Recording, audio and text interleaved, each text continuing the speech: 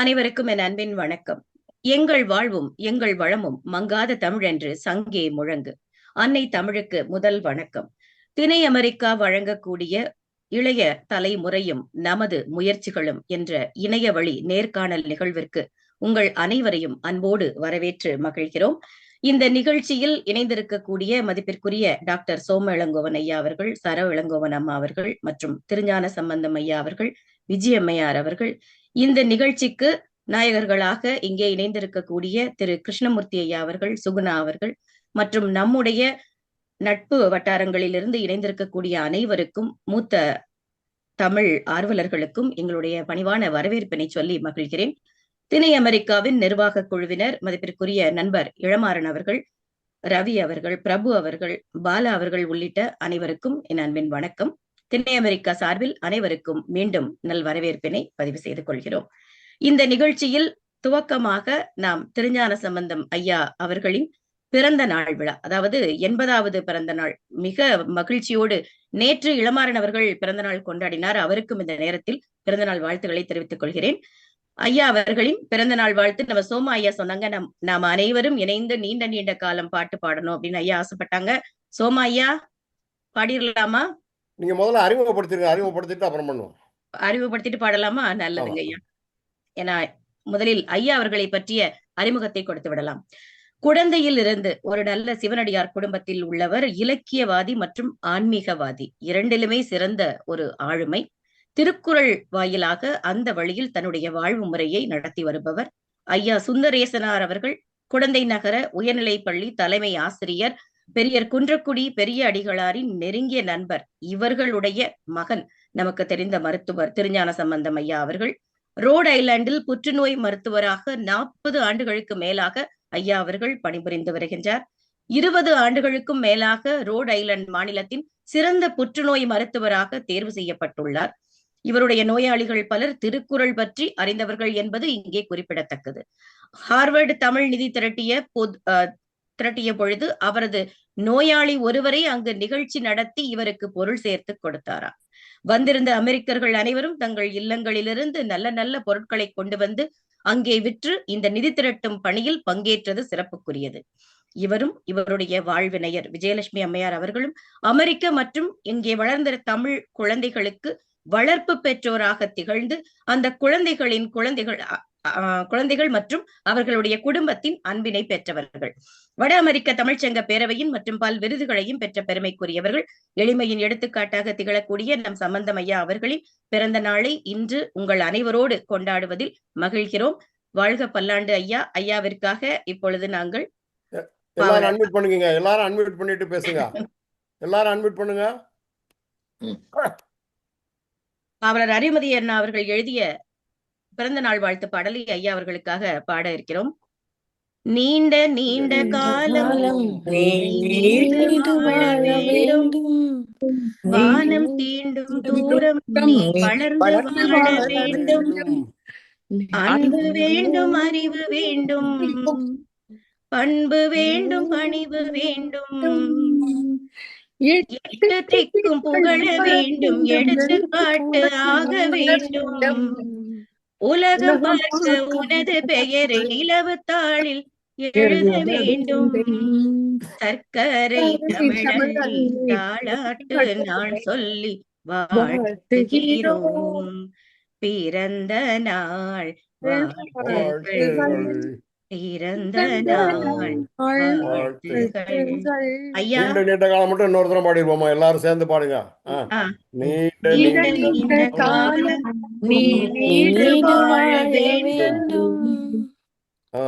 நன்றி நன்றி. வாழ்த்திய உள்ளங்களுக்கு நன்றி ஐயா. பிறந்தநாள் வாழ்த்துக்களை தெரிவித்து மகிழ்கிறோம் ஐயா. வாழ்க பல்லாண்டு. அடுத்ததாக வாழ்த்துரை வழங்குவதற்கு ஐயா சம்பந்தம் அவர்கள் மற்றும் விஜயம்மையாரை அழைக்கிறோம். எந்த ஐடியில இருக்காங்க ஐயா அவங்க? ஐபோன். வீடியோ ஆன் பண்ணிக்கோங்கம்மா. அங்கிள் நீங்க அன்மியூட் பண்ணணும். சம்பந்தம் அங்கிள் அன்மியூட் பண்ணுங்க. ஐபோன் அன்மியூட் பண்ணுங்க. ஐயா அன்மியூட் பண்ணிக்கோங்க ஐயா. நான் மாமாட்ட சொல்லியிருக்கேன். வந்துட்டாங்க, வந்துட்டாங்க. வணக்கம் ஐயா. திருப்பி மியூட்ல போயிடுச்சு. திரும்ப மியூட்ல போயிருச்சு. ஐயா அன்மியூட் பண்ணிக்கோங்க ஐயா. அந்த மைக்க ஒரே ஒரு தடவை அழுத்துங்கம்மா. விஜயம்மா வணக்கம். எங்கம்மா அவங்க பின் பண்ணிருக்கமா? ஆமா இருக்காங்க ஐயா. ஐயா அம்மா தெரியறாங்களே ஸ்கிரீன்ல. அவங்க அன்மியூட் பண்ண முயற்சி பண்றாங்க. அம்மா ஒரே ஒரு தடவை அந்த மைக் சிம்பிள் அழுத்தினா போதுமே. ஒரு நிமிடம் இருங்க. இப்ப நான் ஸ்கிரீன்ல ஒண்ணு குடுக்குறேன், அதை மட்டும் பிரஸ் பண்ணுங்க. இந்தாங்க இருங்க, ஒரே ஒரு நிமிடம் அம்மா. இல்ல ஸ்கிரீன்ல வரும் பாருங்க. விஜய் பேசுறது கேட்கல, வெயிட். அம்மா சேப்பு மைக்க அன்மியூட் பண்ணுங்க. எனக்கு நான் போய் என் போனை வாங்க, அருமை அருமை, வாங்க வாங்க. துரா நீ பேசு, முதல்ல நீ பேசு, அப்புறம் விஜய். ஐயா வணக்கம், பிறந்த நாள் வாழ்த்துகள். வணக்கம் வணக்கம். நன்றி அம்மா, நன்றி. அனைவருக்கும் நன்றி. அன்புதான் அடிப்படை. அந்த அன்பிற்கு பெரும் மதிப்பு கொடுத்து என்னை ஆதரிக்கும் அனைவருக்கும் வணக்கம், நன்றி. என்னங்க ஐயா வாழ்த்துறை இவ்வளவு சுருக்கமா முடிச்சிட்டீங்க? வாங்க ஐயா. சுருக்கமா பேசியிருக்காரு. வாழ்க்கைதான் முதல்ல சுருக்கம். இல்ல, ரொம்ப மகிழ்ச்சிமா. நன்றிங்க ஐயா. அம்மா விஜயம்மா வணக்கம், வாங்க. சில வார்த்தைகள், ஐயாவுடைய பிறந்த நாள், எங்களோட சில வார்த்தைகள் பகிர்ந்துக்கோங்க. வாங்க. வணக்கம், உங்களை சந்தித்ததில் மகிழ்ச்சி. வணக்கம் எல்லோருக்கும். இளங்கோவருக்கு நன்றி ஆர்கனைஸ் பண்ணதுக்கு. எனக்கு பிளான் எனக்கு பேர் இருக்கிறதே எனக்கு தெரியல, இப்பதான் தெரியுது நீங்க பேர். அம்மா படமும் போட்டிருக்கோம், பேருன்னு மட்டும் சொல்லிட்டீங்களே. உங்க 2 பேர் படமும் போட்டிருக்கோம் பாருங்க. நான் பாக்கல. அனுப்பி வைக்கிறோமா, உங்களுக்கு அழைப்புதல் அனுப்பி வைக்க சொல்றோம். இன்னும் பாக்கலையா நீங்க? என் போன் கரெக்ட் ஆயிடுச்சு கீழே. சரி சரி சரி, சரிங்கம்மா. நன்றி நன்றி. உங்கள் இருவருக்கும் இனிய வாழ்த்துகள். சோமையா ஆரம்பிச்சிருக்கமா? நிகழ்ச்சி ஆரம்பிச்சிருக்கோம். நல்லது நல்லது. அடுத்ததாக நம் நிகழ்ச்சியில் இன்றைக்கு நிகழ்ச்சியினுடைய நான் முன்னாடியே சொன்னது போல சிறப்பு விருந்தினர்களாக நம்மோடு இணைந்திருப்பவர்கள் திரு கிருஷ்ணமூர்த்தி ஐயா அவர்கள் மற்றும் நம்ம சுகுணா அவர்கள். இருவருக்கும் உங்கள் அனைவர் சார்பிலும் எங்களுடைய அன்பையும் வரவேற்பையும் முதலில் சொல்லிக் கொள்கிறோம். அவங்களை நம்ம ஸ்கிரீன்ல காமிச்சிருவோம். அவங்க யாருன்னு முதல்ல காமிச்சிட்டு அவர்களை பற்றிய அறிமுகத்திற்கு வருவோம். வணக்கம், இனிய வணக்கம். வணக்கம், அனைவருக்கும் வணக்கம். அனைவருக்கும் வணக்கம். வணக்கம். இவர்களை பற்றிய சிறு அறிமுகம். சென்னையில் பிறந்து வளர்ந்தவர். காரைக்கால் பகுதியைச் சேர்ந்த இவருடைய குடும்பத்தார்கள் புகழ்பெற்ற வழக்கறிஞர்கள் மற்றும் நீதிபதிகளாக இருந்ததால் குடும்பத்திற்கு கல்வி மற்றும் பொது சேவையின் வலுவான மரபு அமைந்திருக்கிறது. தமிழ் குடும்பத்தில் வளர்ந்த இவர் பாரம்பரியம் மற்றும் சமூக பண்புகளுடன் ஆழமாக இணைந்து பயணித்திருக்கிறார். ரசாயனத்தில் முதுநிலை பட்டமும் வணிக மேலாண்மையில் MBA பட்டமும் பெற்றிருக்கிறார். 2002ஆம் ஆண்டு இவருடைய வழிகாட்டிகளான டாக்டர் திருஞான சம்பந்தம் ஐயா மற்றும் விஜயா சம்பந்தம் ஆகியோரை சந்தித்தது இவருடைய வாழ்க்கையில் ஒரு முக்கிய திருப்பமாக அமைந்ததாக சொல்லி மகிழ்கிறார். இவர்களுடைய வழிகாட்டுதலால் புதிய சிந்தனைகள், வாழ்க்கை திறன்கள் மற்றும் சமூகத்திற்கு திருப்பி தர வேண்டும் என்ற மனப்பாங்கை இவருக்குள் ஒரு ஊற்றாக வளர்த்திருக்கிறது. இவர்களுடைய பார்வையை முன்னிட்டு 2007ஆம் ஆண்டு சென்னையின் உத்தண்டியில் இருக்கக்கூடிய இளைஞர்களுக்கான வாழ்க்கை திறன் முகாம் ஒன்று தொடங்கப்பட்டது. அன்றிலிருந்து கிருஷ்ணமூர்த்தி ஐயா அவர்கள் தனி மனித மேம்பாடு, தலைமை திறன், தொடர்பு திறன், தன்னம்பிக்கை வளர்ப்பு, பண்பாடு மற்றும் தமிழ் போன்ற முக்கிய திறன்களை இளைய தலைமுறையினருக்கு வழங்கி வருகிறார். இந்த நிகழ்ச்சிகள் குருகுலம் முறையில் குவாண்டம் லீப் அகாடமி மற்றும் சைஜெனிக்ஸ் பார்மாவின் முத்துசாமி ஆகியோரின் அனுபவமுள்ள பயிற்சியாளர்களின் பங்களிப்போடு தொடர்ந்து நடத்தப்பட்டு வருகிறது. இவருடைய மனைவி சுகுணா அவர்கள் கும்பகோணம் ஊரில் பிறந்து பண்பாட்டு சூழலில் வளர்ந்து திருமணத்திற்கு பிறகு சென்னை நகருக்கு வந்தவர். வரலாற்றில் முதுநிலை பட்டம் பெற்ற இவர் கோயில் தொடர்பான பல பணிகளில் ஆர்வத்தோடு இயங்கக்கூடியவர்.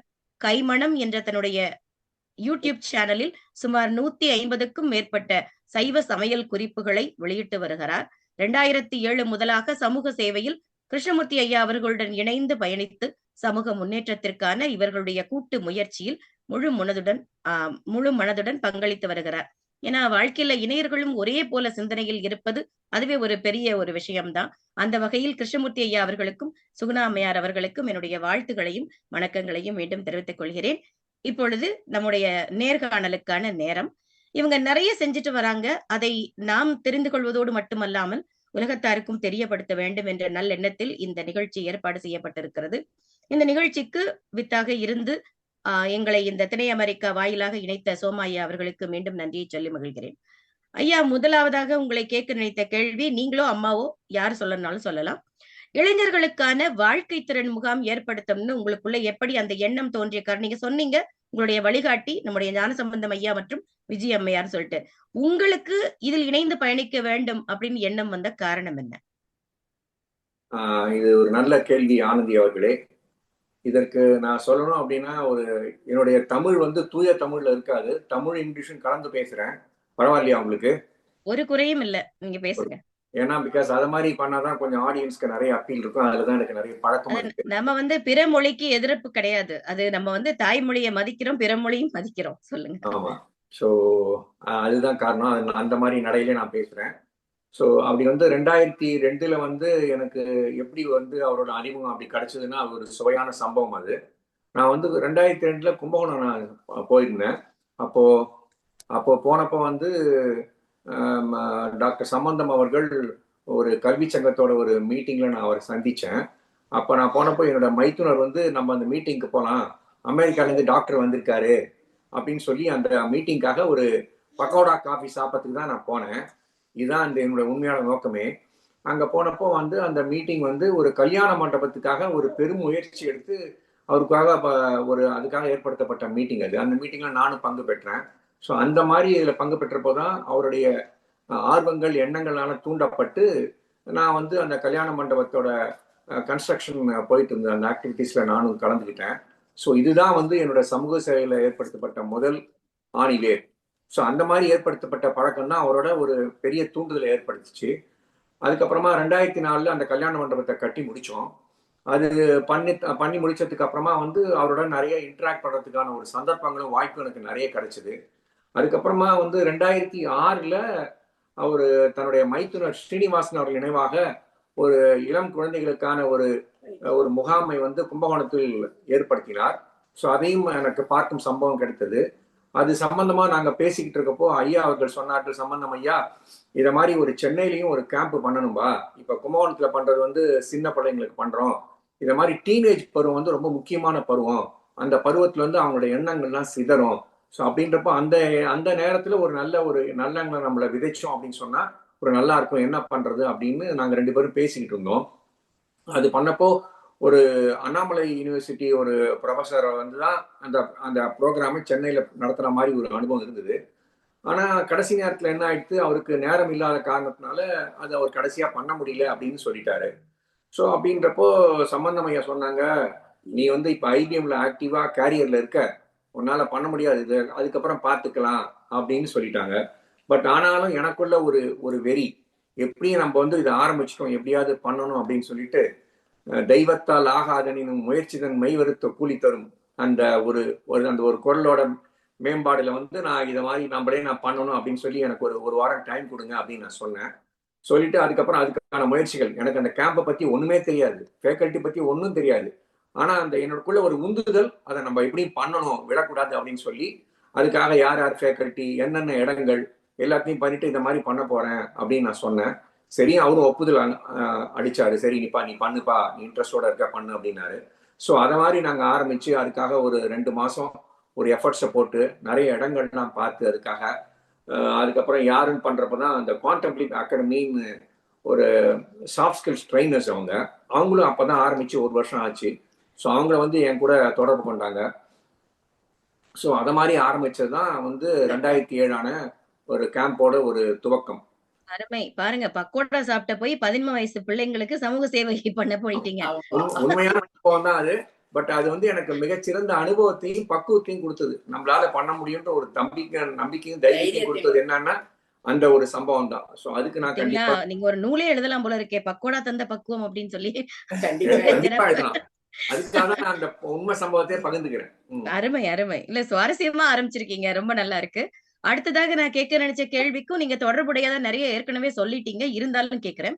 உங்களுடைய வழிகாட்டிகளாக நீங்கள் புகழ்ந்து பேசக்கூடிய நம்முடைய சம்பந்தம் ஐயா அவர்கள் மற்றும் விஜய் அம்மையாரை பற்றி சுருக்கமா சொல்லுங்க. ஏன்னா நீங்க அவங்க என்ன பண்ணிட்டு இருக்காங்கன்னு சொன்னீங்க, எப்படி அறிமுகமானீங்கன்னு சொன்னீங்க, வேற என்ன சொல்ல ஆசைப்படுறீங்க அவங்கள பத்தி? கண்டிப்பா நான் அவரை பத்தி நிறைய சொல்லணும்.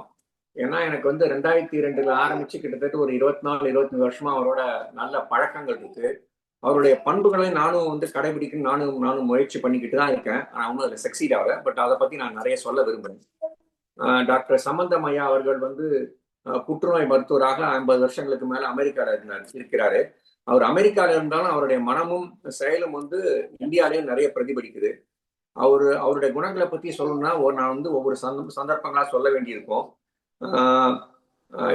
இதுல எப்படி நீங்க அப்படின்னு கேட்டீங்கன்னா, அவரு ஹார்வர்ட் தமிழ் சேர்ல வந்து அவரு ஒரு தமிழ் இருக்கை வந்து ஆரம்பிச்சார். அவரு ஹார்வர்ட் தமிழ் சேர்ல அது ஒரு 10 வருஷத்துக்கு முன்னாடி. அவரோட ஒரு 2 வருடங்கள் நானும் பயணிச்சிருக்கேன். அதுல வந்து நான் என்ன கத்துக்கிட்டேன் அப்படின்னு சொன்னா, அவர் வந்து அந்த ஒரு தமிழுக்காக நம்ம ஏதாவது செய்யணும் அந்த ஆர்வத்தின் பேர்ல அவரும் டாக்டர் ஜானகிராமன் 2 பேரும் சேர்ந்து ஒரு $1 மில்லியன் அந்த தமிழ் இருக்கைக்காக முதல்ல பணத்தை கொடுத்துட்டு அதுக்கப்புறமா அந்த பொருளை வந்து ஈட்டுறதுக்கு ஒரு $6 மில்லியன் மொத்த தொகை அதுக்காக தான் அவங்க பண்ணாங்க. அவரு தன்னடக்கம் காரணமாக, எளிமையின் காரணமாக அவர் அதை பத்தி சொல்லலை. பட் நான் அதை சொல்ல விரும்புறேன். அவரு தான் அதுக்கான பிள்ளையார் சொல்லி போட்டது அவரும் ஜானகிராமன் தான். ஸோ அதுக்காக ஒரு 3-4 வருடங்கள் அதுக்காக கடினமா உழைச்சி பொருள் சேர்த்து அந்த மாதிரி ஒரு தமிழ் சேரை உருவாக்குனாங்க. ஸோ அது இல்லாமல் வேற யூனிவர்சிட்டிலையும் அந்த மாதிரி ஒரு தமிழ் இருக்கையை பண்ணக்கூடிய ஆர்வம் அவருக்கு இருக்கு. இதெல்லாம் நான் பார்க்கும்போது எனக்கு ஒரு பெரிய உந்துதலா இருக்கு. டொரண்டோல ஒரு தமிழ் சேரை கிரியேட் பண்ணாங்க. அமெரிக்கால வேற யூனிவர்சிட்டிலையும் அதை பத்தி கிரியேட் பண்ணாங்க. அது ரொம்ப சிறந்த பண்பா எனக்கு தெரியுது. ஸோ அது இல்லாம நீங்க கேட்டீங்கன்னா, இந்த சம்பவங்களை நான் அவரோட கேட்கும்போது நான் கொஞ்சம் கோபமா பேசக்கூடிய ஆளு. அப்படின்றப்போ வந்து யார்கிட்டயும் இந்த மாதிரி பொருள் திரட்டும் பொழுது நான் யாரோ ஒரு சம்பவத்துல கோபமா ஏதோ பேசிட்டேன். அப்படின்றப்போ அந்த ஐயா அவர்கள் அந்த மீட்டிங்ல வந்து அவர்கிட்ட சொன்னாங்க, இத மாதிரி என்னை வந்து ஜிகேன்னு கூப்பிடுவாங்க. ஜிகே கூட இத மாதிரி கோபமா பேசிட்டாரு அப்படின்னு. அவர் என்னுடைய சார்பில் நான் இல்லாத போது எனக்காக அவர் மன்னிப்பு கேட்டார். அது வந்து மிகப்பெரிய நெகிழ்வா எனக்கு இருந்தது. ஏன்னா நான் தவறு செய்திருக்கேன், நான் கோபமா பேசியிருக்கேன், ஆனா அவர் மன்னிப்பு கேட்கிறான்றப்போ அந்த மன்னிக்கும் குணமே எனக்கு நான் அவர்கிட்ட இருந்து கத்துக்கிட்டேன். அது வந்து அது பெரிய குணமா நான் நினைக்கிறேன். ஸோ இந்த மாதிரி மனப்பாங்கு உள்ளவர் அவரு. அப்புறம் நான் அவர்கிட்ட அடிக்கடி நான் பேசிட்டு இருக்கும் போது இப்ப ஐயா சொன்ன மாதிரி நம்ம வந்து எல்லாருக்கிட்டும் அன்பாக, இந்த கேள்வி கொஞ்ச நேரம் கூட எடுத்துக்கிறேன் ஏன்னா இது முக்கியமான கேள்வி. இது நான் வந்து நம்ம எல்லார்கிட்டையும் நம்ம அன்பா இருக்கணும்பா, அன்பு தான்பா உலகத்தின் ஒரே மொழி, அதுதான் எல்லா மக்களுக்கும் புரியும் அப்படின்னு அடிக்கடி சொல்லுவாங்க. அதுவும் இல்லாம நம்ம எந்த காரியம் பண்ணாலும் அதுல இருந்து எந்த விதமான எதிர்பார்ப்பும் இருக்கக்கூடாது. எதிர்பார்ப்பு இல்லாமல் இருந்தா கண்டிப்பா நமக்கு ஏமாற்றங்களும் வாழ்க்கையில தோல்வியும் வராது அப்படின்னு நம்ம சொல்லுவாங்க. உள்நோக்கங்கள் எதுவும் இருக்கக்கூடாதுன்னு சொல்லுவாங்க. சோ இந்த மாதிரியான ஒரு மனித நேயம், ஒரு அன்பு, தமிழ் மேல் உள்ள ஆர்வம், அடிக்கடி அவங்க வந்து பிள்ளைங்களோட பேசும்போது கண்டிப்பா நீங்க எல்லாம் திருக்குறளை பத்தி நீங்க படிக்கணும், அது வந்து உலகத்தினோட நீதி நூல், இதை நீங்க பண்ணாலே வந்து உங்களுக்கு வந்து நிறைய வாழ்க்கையில வந்து இது கொடுக்கும், நிறைய சந்தர்ப்பங்களுக்கு வந்து நோக்கிறதுக்கான தைரியத்தை கொடுக்கும் அப்படின்னு சொல்லுவாங்க. ஸோ இந்த மாதிரியான ஆர்வங்களால நான் ஈர்க்கப்பட்டேன். இதுதான் உண்மையான காரணங்கள். அப்புறம் விஜயா சம்பந்தத்தை பத்தி நான் சொல்லணும் அப்படின்னா, அவங்க வந்து டாக்டரோட சமூக சேவையில அவங்களுடைய ஒரு முதுகெலும்பா இருந்து அவங்களுடைய நிழல் போல அவங்களும் பயணிச்சுக்கிட்டே வராங்க. அவங்களும் வந்து நிறைய இந்த பெண்களோட உரிமைகள், பெண்கள் உரிமைகள், பெண்களுக்கு தனித்துவம் கொடுக்கறது, இதுக்கெல்லாம் ரொம்ப சிறப்பா பண்ணிட்டு இருப்பாங்க. ஒரு சந்தர்ப்பத்தை பத்தி நான் சொல்லி அவங்க கண்டிப்பா, அவங்க வந்து 2007 நாங்க இந்த கேம்ப் ஆரம்பிச்சோம் நான் சொன்னேன். அப்போ வந்து அவங்க விஜயா அக்கா வந்து ஏர்போர்ட்ல வந்து இறங்கியிருக்காங்க. இரவு 10 மணி, 9:30 மணி 10 மணி இருக்கும். அந்த கேம்புக்காக நாங்க இடத்த செலக்ட் பண்ணிட்டு இருக்கோம். அப்படின்றப்போ அவங்க எந்தவித ஓய்வும் எடுக்காமல் உடனடியாக எங்களோட பயணித்து நேரா அந்த சுத்தானந்த ஆசிரமுக்கு போனோம். சுத்தானந்த ஆசிரமுக்கு போயிட்டு இந்த மாதிரி நாங்க பார்க்கும்போது இரவு 10 அதை பார்த்துட்டு அந்த மாதிரி ஃபெசிலிட்டிஸ் எல்லாம் எப்படி இருக்கு அதெல்லாம் பார்த்துட்டு அவங்க சொன்னாங்க, பாருங்க தம்பி, இந்த சுத்தானந்த ஆசிரமம் வந்து நல்ல செக்யூரிட்டி இருக்கு, காம்பவுண்ட் வால் இருக்கு, நீங்க உங்க கேம்ப்ல வந்து பெண் பிள்ளைகளையும் சேர்க்கிறீங்க, ஆகையினால் இந்த இடத்தையே நீங்க செலக்ட் பண்ணிடுங்க அப்படின்னு சொன்னாங்க. ஸோ அந்த மாதிரி வந்து தன்னுக்காக ஒரு ஓய்வு எடுத்துக்கொள்ளாம பண்ணக்கூடிய ஒருத்தர் தான் விஜயா சம்பந்தம் அவர்கள். அப்புறம் இன்னொரு சந்தர்ப்பத்தை சொல்ற பத்தி அவங்களை பத்தி நான் சொல்லியே ஆகணும். என்ன அப்படின்னு சொன்னா, 2007 கேம்ப் முடிந்த பிறகு நான் அடுத்த வருஷத்துக்கான கேம்புக்கான பிளானிங்ல நான் ஈடுபட்டிருக்கேன். சரின்னு அவங்க கிட்ட போயிட்டு இந்த மாதிரி கேம்ப் இவ்வளவு இருக்கு, பட்ஜெட் இவ்வளவு இருக்கு, அது மாதிரி நான் சொன்னேன் அவங்க கிட்ட. ஆனா அவங்க சொன்னாங்க, தம்பி இந்த கேம்பை நீங்க எடுத்து பண்றீங்க, ஆகையினால உங்களுக்கு என்ன தெரியுதோ அதை நீங்க வச்சு நீங்க பண்ணுங்க, நீங்க தனிப்பட்டு செயல்படுங்க. உங்களுக்கு என்ன சப்போர்ட் வேணுமோ அதை மட்டும் என்ன கேளுங்கன்னாங்க. ஸோ இந்த எனக்கே கேம்பை பத்தி ஒன்றும் தெரியாது, முதல் கேம்ப் தான் பண்ணியிருக்கேன். ஆனா இதை மாதிரி நீயே எடுத்து பண்ணு அப்படின்னு ஒரு ஊக்கம் கொடுத்ததுனால என்னுடைய தைரியம் இன்னும் பல மடங்கு அதிகரிச்சது. அந்த கேம்பை இந்நாள் வரைக்கும் அதை விடாம பண்ணதுக்கான முக்கிய காரணம் விஜயா சம்பந்தம் அவர்கள். அவங்க கொடுத்த ஊக்கமும் அப்பயே நீ இண்டிபெண்டா நீ பண்ணு அந்த மாதிரி ஒரு முழு சுதந்திரம் கொடுத்தது ஒரு முக்கிய காரணமா நான் கருதுறேன். நன்றி நன்றி, மகிழ்ச்சி. மிக விளக்கமாகவே இவனா இப்போ யோசிச்சுட்டு இருப்பாங்க எல்லாரும், நம்ம பிறந்தநாள் கொண்டாடிய ஐயாவை பத்தி நம்ம கூடுதல் தகவல்கள் தெரிந்து கொண்டது மிக்க மகிழ்ச்சி. அடுத்தது நான் உங்கள்ட்ட கேட்க நினைச்சது, இந்த சிறுவர்களுக்கான முகாம் எந்தெந்த ஊர்களில் எல்லாம் நீங்க வச்சிருக்கிறீங்க? இந்த சிறுவருக்கான முகாம் வந்து 2 ஊர். ஒண்ணு கும்பகோணம், 2வது சென்னை. கும்பகோணத்துல வந்து 5ஆம் வகுப்பிலிருந்து வரை மாணவ மாணவிகளை சேர்க்கப்படுவார்கள். அதே மாதிரி சென்னையில 9ஆம் வகுப்பிலிருந்து 12ஆம் வகுப்பு வரை மாணவிகளை சேர்க்கப்படுவார். இது ரெண்டுமே தனித்தனி இடத்துலதான் நடக்கிறது. இப்போ வந்து ஒரு சில மாற்றம், அதாவது இந்த வருடம் நாங்க என்ன பண்ணிருக்கோம், சென்னையில நடக்கிற முகாமை வந்து கும்பகோணத்துல நடத்துறதா முடிவு பண்ணியிருக்கோம். அதுல வந்து முதல் கேம்ப் வந்து ஏப்ரல் வந்து 25ஆம் தேதியிலேருந்து ஏப்ரல் 29ஆம் தேதி வரையும் சென்னை முகாம் கேம்ப் வந்து கும்பகோணத்தில் நடக்கிறது. 2வது மற்றொரு முகாம் வந்து இந்த வருஷம் மே மாதம் 2ஆம் தேதியிலேருந்து 7ஆம் தேதி வரையும் கும்பகோணத்தில் நடக்கிறது. அருமை. இப்போ இந்த நிகழ்ச்சி இந்த தேதிகளையும் நம்ம அந்த யூடியூப்ல கீழே வந்து நம்ம கொடுத்துக்கலாம். ஏன்னா அதை பாக்குறவங்களுக்கு உபயோகமா இருக்கிற மாதிரி நம்ம கொடுத்துருவோம். அடுத்தது நான் கேட்க நினைச்சது, இந்த இப்ப நீங்க கும்பகோணத்துல நடத்துறத பத்தி சொன்னீங்க. எத்தனை வருடங்களா இது நடத்திட்டு இருக்கீங்க? நீங்க 2002 சொன்ன மாதிரி நினைவு. எத்தனை வருடங்களாக இந்த பயிற்சி முகாம் நடத்திட்டு வரீங்க? இது ஒரு நல்ல கேள்வி. ஆக்சுவலா வந்து முதல் ஆரம்பிச்சது கும்பகோணத்துல தான். நான் முன்னே சொன்ன மாதிரி அந்த கேம்பை வந்து சாந்தி காலத்தினால் அவங்களும் இந்த கால்ல இருக்காங்க. அவங்கதான் வந்து முன்னோடியா எடுத்து பண்ணிட்டு இருக்காங்க. அந்த ஆக்சுவலா வந்து எங்களுக்கே அவங்க சீனியர். நாங்க இந்த கேம்ப் ஆரம்பிச்சது 2007 தான் சென்னையில. அதுக்கு முன்னாடியே 2006ல இருந்து அவரும் அவங்க கணவரோட இணைந்து பண்ணிட்டு இருக்காங்க. ஸோ அந்த கும்பகோணத்துல பண்றாங்க. அவங்களும் இந்த கார்ல தான் இருக்காங்க. ஸோ அந்த ஒரு 18 வருஷமா நடக்குது. இந்த கேம்ப் ஒரு 17 வருஷமா நடக்குது. நடுவில் வந்து கோவிடோட காரணத்தினால இந்த கேம்ப் வந்து எங்களால் நடத்த முடியல. ஏன்னா பிகாஸ் ஊரடங்கு இருந்தது இந்தியாவில்.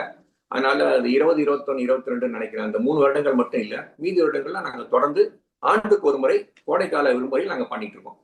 இது வந்து குருகுலம் பாணியில பண்றோம். அது ஒரு முக்கியமான விஷயம். ஏன்னா ஒரு ஒழுங்குன்னு ஒண்ணு வேணும் இல்லையா? அது வந்து நீங்க அந்த குருகுலம் பயிற்சியில அதை வந்து நீங்க செய்யறது மிகச்சிறப்புதான். இந்த பயிற்சி முகாமை நீங்க வந்து எதுக்காக ஏற்படுத்தணும்னு நினைச்சீங்களோ, உங்களுடைய நோக்கம் நிறைவேறி இருக்கா? ஏன்னா இத்தனை வருஷமா தொடர்ந்து நடத்திட்டு வரீங்க. எந்த நோக்கத்திற்காக இது ஏற்படுத்தப்பட்டதோ அந்த நோக்கம் நிறைவேறிட்டுதான் நீங்க நினைக்கிறீங்களா? முழுமையாக நிறைவேறல, ஆனா பட் நிறைவேறி கொண்டே இருக்கின்றது நினைக்கிறேன். அதுல வந்து நாங்க முயற்சிகளை மேம்படுத்தி எடுத்துக்கிட்டு இருக்கோம். ஆக்சுவலா இதோட முதல் காரணத்தை நீங்க பாத்தீங்கன்னா என்ன காரணம்னா, இந்த காலத்து குழந்தைகளுக்கு வந்து இன்டர்நெட், மொபைல் போன், டிவி இதோட தாக்கங்கள் அதிகமா இருக்கு. இப்ப பெரும்பாலான குழந்தைகள்லாம் யாரும் இப்ப வந்து தாத்தா பாட்டிகளோட இல்லை. ஸோ அதனால ஒரு கூட்டு குடும்பம் இல்லாதனால அந்த காலத்துல மாதிரி தாத்தா பாட்டிகள் சொல்லக்கூடிய கதையோ இல்ல நெறிமுறைகளோ இதெல்லாம் ரொம்ப பற்றாக்குறையா இருக்கு. மேலும் வந்து என்ன ஆகுதுன்னா, இந்த குழந்தைகளுக்கு வந்து ராமாயணம், இதிகாசம் போன்ற சம்பவங்களையும் கதா காலட்சேபம் எதுவும் கிடையாது. ஸோ அப்படின்னால அவங்களுக்கு வந்து ஒரு நல்ல பண்புகளை தோற்றுவிக்கின்ற ஒரு எண்ணத்துல தான் இந்த மாதிரி ஒரு லைஃப் ஸ்கில்ஸ் மட்டும் கற்றுக் கொடுக்குற மாதிரி ஒரு கேம்ப் ஆரம்பிச்சோம். அதுதான் முழுமையான நோக்கம். அதை நீங்க நிறைவேறி கொண்டே இருக்கிறது. பட் நாங்கள் 5 நாள் முகாம் நடத்துவது வந்து அதுவே போதுமானதா அப்படின்னு நீங்க கேட்டீங்கன்னா அதுவும் கண்டிப்பா கிடையாது. இந்த 5 நாள்ல நாங்கள் என்ன பண்ணுகிறோம் என்றால், அவருக்கான நல்ல பழக்கங்களையும் நல்ல சிந்தனைகளையும் தன்னம்பிக்கையும் ஒரு விளக்கு திரி ஏற்கிற மாதிரி நாங்க ஏற்றி வைக்கிறோம். அதை வந்து மேன்மேலும் ஒரு சுடராக பண்ண வேண்டிய, பிரகாசிக்க வேண்டிய பொறுப்பு பெற்றோர்கள்ட்ட கண்டிப்பா இருக்கு. அது அவங்க அது மாதிரி பண்ணாங்க அப்படின்னா இன்னும் சிறப்பா இருக்கும். அதாவது நம்ம நோக்கம், உங்களுடைய நோக்கம் அழகா சொல்லிட்டீங்க. அது நிறைவேறி கொண்டே இருக்கிறது அப்படின்னு சொல்லிட்டு 5 நாள்ல நிச்சயமா நம்மளால முடியாது. அதையும் நீங்க வந்து வெளிப்படையாவே சொல்லிட்டீங்க. இதுல இன்னொரு விஷயம் என்னன்னா, நீங்க சொன்னீங்க நம்முடைய கலாச்சாரம், பண்பாடு, இந்த குழந்தைகளுக்கு தனி மனித ஒழுக்கம். ஏன்னா இன்னைக்கு இருக்கக்கூடிய சூழல்ல இந்த தொழில்நுட்ப வளர்ச்சியில இன்னும் எதுவுமே சொல்லியே தர வேணாம். அதுங்களே கத்துக்குது. போன்ல கைபேசியும் கைமா தான் அலையுறாங்க. எதை பார்க்கிறார்கள் 24 மணி நேரமும் நம்ம கண்கொத்தி பாம்பா பார்த்துட்டு இருக்க முடியாது. அப்ப அங்க ஏற்படக்கூடிய பல பிரச்சனைகள் இருக்கு. அதுல இருந்து குழந்தைகளை ஒரு 5 நாளாவது ஒரு நம்ம சொல்லுவோம் இல்லையா, ஒரு சுத்தமான காற்றை சுவாசிக்க வைக்கிற மாதிரி அவர்களுக்கு வந்து சிந்தனையை வந்து சுத்தப்படுத்துற மாதிரி எடுத்துக்கலாம். நம்ம அந்த செல்ஃப் கிளென்சிங் மாதிரியும் இதை எடுத்துக்கலாம். இப்போ இத்தனை வருஷமா நீங்க எத்தனையோ குழந்தைங்களை சந்திச்சிருப்பீங்க. அதுல ஏதாவது குழந்தைகள்னாலே குதூகலம் தான். அதுல நிறைய சுவாரஸ்யமான விஷயங்கள் நடந்திருக்கும். இப்ப 18 வருஷ கதையை சொன்னோம்னா நம்ம எல்லாரும் எங்கேயும் உட்கார்ந்துருப்போம். அதெல்லாம் ரொம்ப பேச முடியாதுன்னு தெரியும். ஏதாவது ஒண்ணு நான் கேட்ட உடனே உங்க மனசுல தோன்ற மாதிரி ஒரு மகிழ்ச்சியான ஒரு நெகிழ்ச்சியான சம்பவம் ஏதாவது சொல்லுங்களேன். அந்த நிகழ்ச்சியை நான் சொல்றேன் மேடம். சொல்லுங்க. ஒரு மாணவன் வந்து முகாமுக்கு வந்திருந்தான். அந்த பையன் ஆக்சுவலா வந்து வீட்டுல எந்த வேலையும் செய்யவும் மாட்டான். சாப்பிட்ற தட்டை கூட அவங்க அப்படியே போட்டுட்டு கை அனுப்பிட்டு போயிடுவான் பையன். அந்த முகாமுக்கு வந்து 5 நாள் இருக்கும்போது அவன் தட்டை கழுவுனான். கழுவிட்டு அப்படியே கண்ணீரோட என்கிட்ட வந்து சொன்னான். என்னன்னா, இப்பதான் நான் சாப்பிட்ட தட்டே இத்தனை வருஷத்துக்கு அப்புறம் நான் கழுவுறேன். அவன் 12வது படிக்கிற பையன். அப்ப வந்து எங்க அம்மா எத்தனை நாளும் அந்த வேலையை செஞ்சிருப்பாங்கல்ல. அப்ப எனக்கு எவ்வளவு வலிச்சிருக்கும். அதை நான் இப்ப உணர்றேன்னு சொல்லும் போது அவன் கண்ணிலும் தண்ணி வந்தது, என் கண்ணிலையும் இப்படி தண்ணி வந்து எனக்கு ஒரு ஆனந்த கண்ணீராவே இருந்துச்சு. அது ரொம்ப பெரிய நிகழ்வாதான் நான் நினைக்கிறேன். இது இது வந்து கேட்கறவங்களுக்கு வேணா சின்ன விஷயமா இருக்கலாம். இதுல நிறைய உளவியல் இருக்கு. ஏன்னா இந்த பெண் பிள்ளைகள் தான் பாத்திரம் கழுவணும், பெண் பிள்ளைகள் தான் வீட்டை பெருக்கணும், இந்த மாதிரி தப்பான ஒரு வழிமுறைகள் சொல்லி கொடுக்கப்பட்டிருக்கு. பெண் ஆணுங்கிற வித்தியாசமே கிடையாது. ஆம்பளை பிள்ளைகளுக்கும் சமைக்க கத்துக் கொடுக்கணும். அதனாலதான் அதுங்க எங்கேயாவது போய் ஒரு வேலைக்கு எங்கேயாவது சிக்கும் பொழுது ஒரு சமைச்சு சாப்பிட கூட தெரியாது அவங்களுக்கு. நீங்க சொன்ன மாதிரி தினம் அந்த பாத்திரம் கழுவுதுல இருக்கக்கூடிய வலி நீ ஒரு நாள் கழுவுன உடனே உனக்கு தெரியுது இல்லையா? அப்ப அத்தனை தெரியுது இல்லையா? அது வந்து என்கிட்ட வந்து அவன் ஷேர் பண்ணும்போது எனக்கு அப்படியே ஆனந்த கண்ணீரே வந்துருச்சு. பரவாயில்ல, இந்த ஒரு குழந்தை மாதிரி பல குழந்தை தன் வேலையை தானே செய்யணும், அம்மாவுக்கு ஹெல்ப் பண்ணணும் அப்படின்னு தோணுச்சுன்னா எனக்கு ரொம்ப ரொம்ப ரொம்ப அதுதான் பெரிய நிகழ்வா நான் நினைக்கிறேன். நிச்சயமா நிச்சயமா. ஏன்னா வாழ்க்கையில வந்து இப்ப இதை விட இப்ப நீங்க சொன்னீங்களே அந்த பையன் வீட்டுல போய் அவன் போய் தட்டு கழுவ ஆரம்பிச்சிருந்தான்னா அவங்க அம்மா எவ்வளவு சந்தோஷப்பட்டு இருப்பாங்க. அப்ப அவங்க அந்த முகாமுக்கு அனுப்பியதோடு வெற்றி நீங்க கிடைச்சிருச்சு அப்படின்னு தான் சொல்லணும். மிக்க மகிழ்ச்சி. ஏன்னா இந்த மாதிரி நிறைய விஷயங்கள் அவங்க முதல்ல குழந்தைங்க தன்னை தானே கவனிச்சுக்க மாட்டாங்க. எப்பவுமே வந்து யாரையாவது டிபெண்ட் பண்ணிட்டே இருப்பாங்க. இந்த மாதிரி பயிற்சி முகாம்கள் வைக்கும் பொழுது தானே எழுந்துக்கிறது, சுயமா அதிகாலையில எந்திக்கிறது, அவங்களுடைய பணிகளை அவங்களே செய்யறது, இந்த செல்ஃப் டிசிப்ளின் சொல்லக்கூடிய சுய ஒழுக்கம் இந்த மாதிரி முகாம்ல தான் கிடைக்கிறது. கண்டிப்பா கிடைக்கும். அதை நீங்க செய்யறீங்க. மிக்க மகிழ்ச்சி. அடுத்தது இந்த பயிற்சி முகாமுக்கு வந்து போன குழந்தைகள், இந்த பெற்றோர்கள், இவர்களுடைய அனுபவம் அல்ல. சொல்லுங்க ஆனந்தி அவர்களே. வந்து இதுல இன்னொரு 2-3 சம்பவத்தை நான் சொல்ல விரும்புறேன். சொல்லுங்க சார். இந்த நெகிழ்வான சம்பவங்கள்னு நீங்க கேட்டீங்க. ஆமா, நெகிழ்வான சம்பவங்களை நான் ஒரு 2-3 நான் பகிரும் பொழுது கண்டிப்பா இதை கேட்கிறவங்களுக்கு ஒரு பெரிய இதுவா இருக்கும்னு நான் நினைக்கிறேன். சோ ஆகையினால வந்து நான் என்ன சொல்ல வரும், இன்னும் 2-3 நிகழ்ச்சிகளை நான் எடுத்துக்கிறேன். ஒரு 2-3 மணித்துளிகள் கூட எடுத்துக்கிறேன் இதுக்காக. சொல்லுங்க. பாபு அப்படின்னு சொல்லிட்டு ஒரு ஃபுட் கிங் இன்டர்நேஷனலோட ஒரு கம்பெனியோட நிறுவனர். அவர் வந்து 5000 பேர் அவர்கிட்ட இன்னைக்கு தேதிக்கு கம்பெனில வேலை செய்யறாங்க. அவரை வந்து ஒரு வருடம் நாங்க வந்து அவரை சிறப்பு விருந்தினரா கூப்பிட்டு இருந்தோம். அவர் வந்து பசங்களோட வந்து பகிர்ந்துக்கிட்டாரு, நான் எப்படி இந்த மாதிரி வாழ்க்கையில முன்னேறணும் அப்படின்னு சொல்லிட்டு. அவர் வந்து ஒரு வறுமையான குடும்பத்திலேருந்து வந்தவர். அவங்க தாயார் இட்லி வியாபாரம் பண்ணி ஒரு 5 பிள்ளைங்களை படிக்க வச்சுட்டு இருந்தாங்க. அவரு நிறைய நாட்கள் பள்ளிக்கு பணம் கட்டாம வகுப்புக்கு வெளியில இருந்து பாடங்களை கேட்டுட்டு இருக்காராம். அத மாதிரி கஷ்டப்பட்டு படித்தவர் பிடெக் முடிச்சு Indian Institute of Management Ahmedabad, அதுல வந்து எம்பிஏ, அது எவ்வளவு ரெப்யூட்டட் இன்ஸ்டியூட்னு எல்லாருக்கும் தெரியும், அதுல எம்பிஏ பட்டமும் வாங்கியிருக்காரு. அவர் அதை மாதிரி சொல்லிட்டு, நான் இவ்வளவு கஷ்டப்பட்டாலும் வாழ்க்கையில என்னுடைய வறுமை என்னுடைய முன்னேற்றத்துக்கு தடையா இல்லை அப்படின்னு சொல்லும்போது அங்க இருக்கிற பசங்க எல்லாரும் அழுதுட்டாங்க. சோ இது வந்து இந்த தாக்கம் வந்து அவரு முன்னாடியே ஒருத்தர் வாழ்க்கையில ஜெயிச்சவர் நிக்கிறாரு. அவர் நிற்கும் போது அவர் சொல்லும் போது கண்டிப்பா மற்ற பிள்ளைகளுக்கு ஒரு பெரிய உந்துதலா இருக்கும். இது மிகப்பெரிய தாக்கத்தை ஏற்படுச்சு. இது அது ஒரு விஷயம். அப்புறமா வந்து இந்த சென்னைகளுக்கு வந்து பிள்ளைகளை கூட்டிட்டு வரணும். அப்படி கூட்டிட்டு வந்தப்போ அவங்கள நாங்க என்ன பண்ணுவோம்னா, ஒரு சார்ட்டர்ட் பஸ்ஸை என்கேஜ் பண்ணி கும்பகோணத்துல வர சொல்லிட்டு காரைக்கால், ஆடுதுறை அந்த மாதிரி ஊர்ல இருந்து வந்து அவங்களை ஒருமிச்சு அங்கேருந்து கூட்டிட்டு வருவோம். அங்க வந்துதான் இவங்களை வந்து 5 நாளும் தங்க வைப்போம் அந்த ஆசிரம்ல. அதுதான் எங்களுடைய லொகேஷன். அந்த பிள்ளைங்களுக்கு எல்லாம் வந்து நிறைய பேரு முதல் டைம் நாங்க சென்னையை பாக்குறோம் அதே மாதிரி சென்னை எங்களுக்கு அவங்கள எஜுகேஷனல் டூர் கூட்டிட்டு போவோம். ஐஐடி, பிர்லா கோளரங்கம், சென்னை பீச்சு, நாங்க இப்பதான் சென்னை கடற்கரையா பாக்குறோம். ஸோ இந்த மாதிரி அவங்க சொல்லும்போது நாங்க சென்னையிலே இருக்கோம், அதனால அது வந்து ஒரு பெரிய விஷயமா தெரியல. ஆனா அந்த பிள்ளைங்களுக்கு முதல் தடவை வந்து அந்த பீச், அந்த மாதிரி இடங்கள், ஐஐடி, கோளரங்கம், அது மாதிரிலாம் பார்க்கும்பொழுது ஒரு நெகிழ்வான சம்பவமா இருந்திருக்கு. ஸோ இதுலயும் வந்து நம்மளால ஒரு தரக்கூடிய ஒரு சிறிய மகிழ்ச்சியானது ஒரு சந்தோஷத்தை கொடுக்குது. அருமை அருமை. இன்னொரு ஆனந்திமா, நான் வந்து சொல்ல விரும்புறேன். ஐயா ஒரு மாணவன் இன்னொரு சந்தர்ப்பம் சொல்லலாமா? அவர் முடிச்சிருக்கேன். ஒரு நிமிடம் ஐயா. ஐயா சோமா ஐயா ஐயா, சொல்றாங்க. ஜிகே முடிச்சிட்டீங்களா? முடிக்கிறேன். ஒரே ஒரு சந்தர்ப்பம் மட்டும் சொல்லிடுறேன். சொல்லுங்க. ஒரு மாணவன் ஒருவர் 7ஆம் வகுப்புல ஃபெயில் ஆயிட்டு அவரு வந்துட்டு அவரை கூப்பிட்டுருந்தேன். அவர் அதுக்கப்புறமா என்ன பண்ணாரு, அவர் அமெரிக்கால போய் படிச்சுட்டு பிடெக் இந்தியால முடிச்சுட்டு அமெரிக்கால போய் எம்எஸ் டிகிரி பண்ணி ஒரு பெரிய நிறுவனத்துல இப்ப வேலை செய்யறாரு.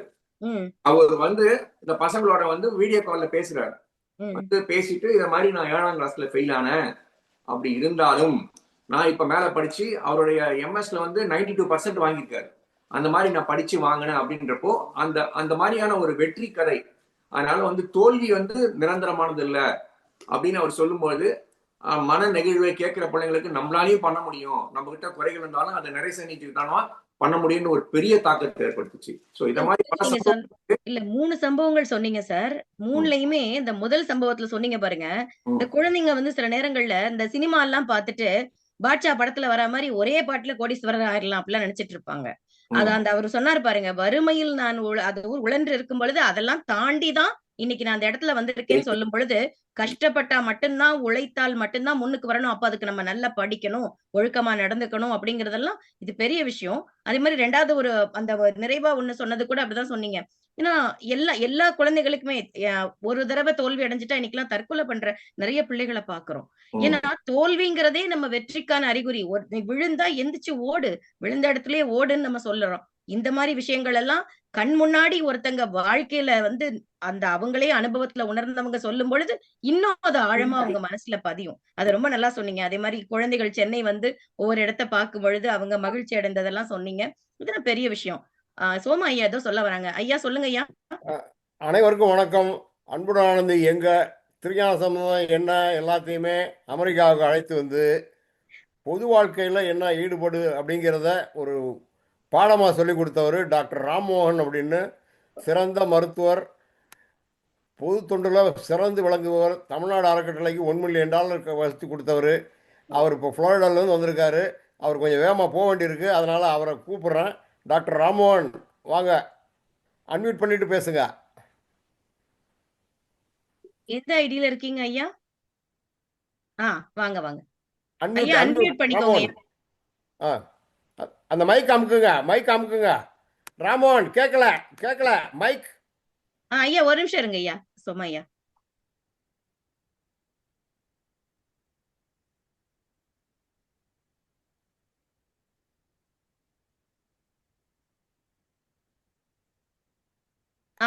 வாங்க ஐயா.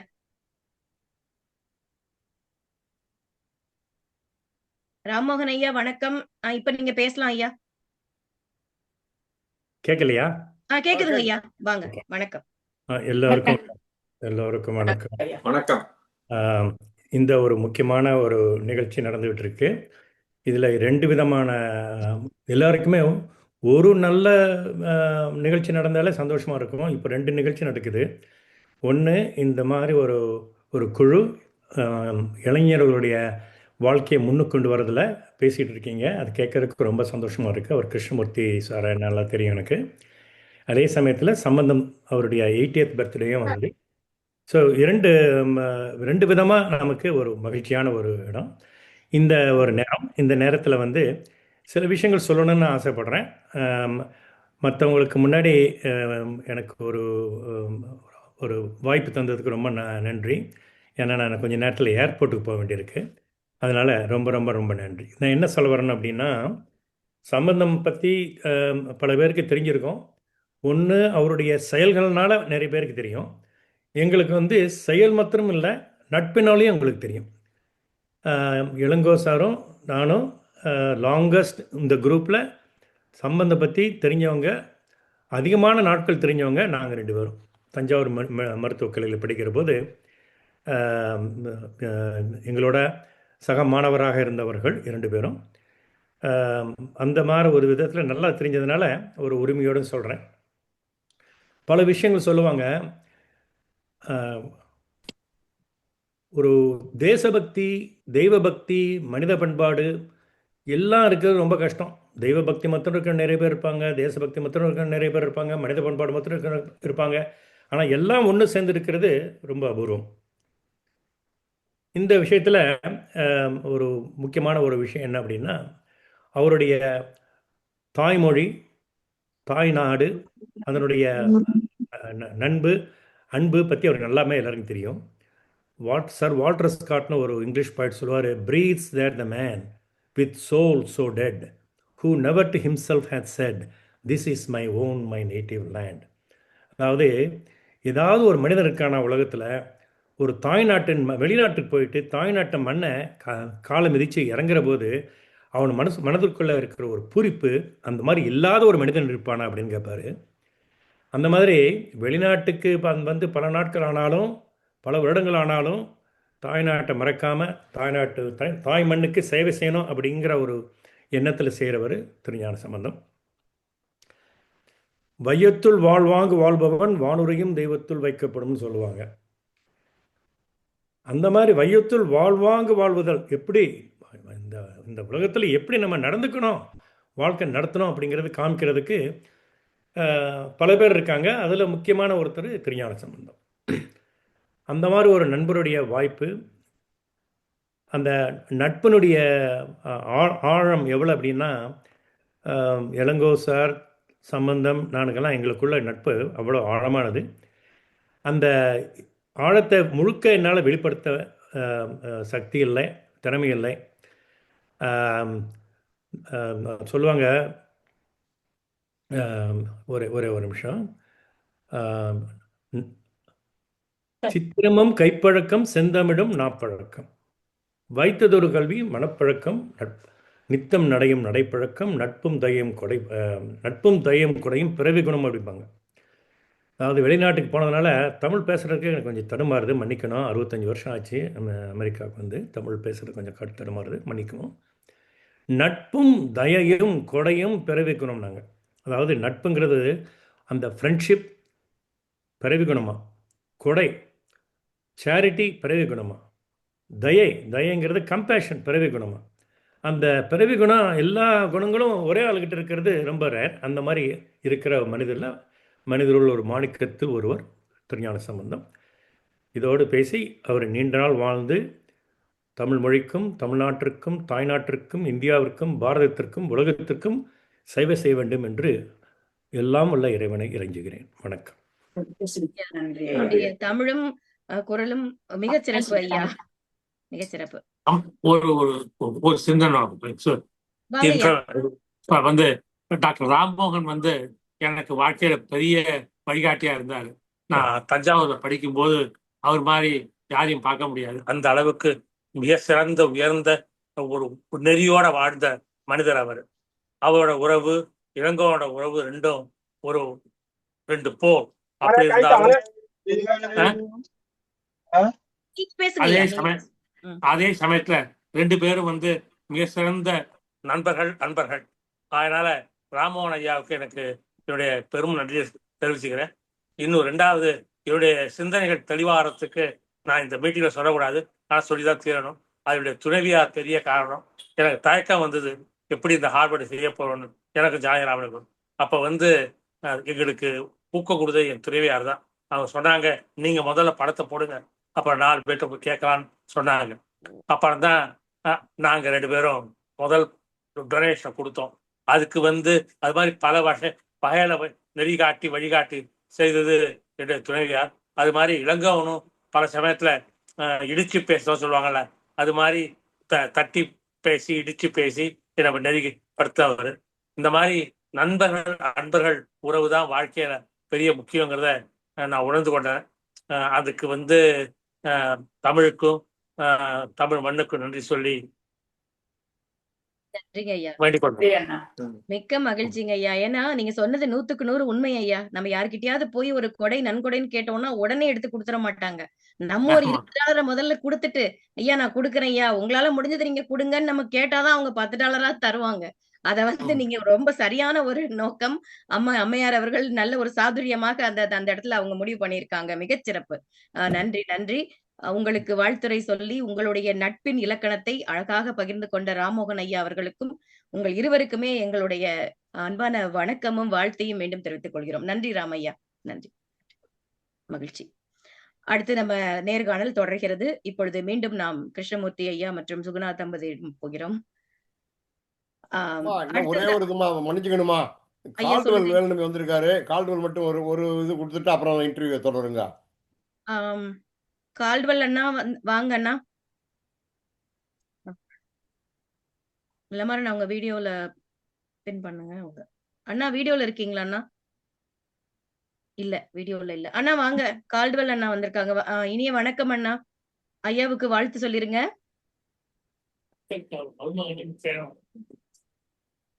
ஐயா அவங்க வேற எதுவும் பணியில இருக்காங்களான்னு தெரியலங்க ஐயா.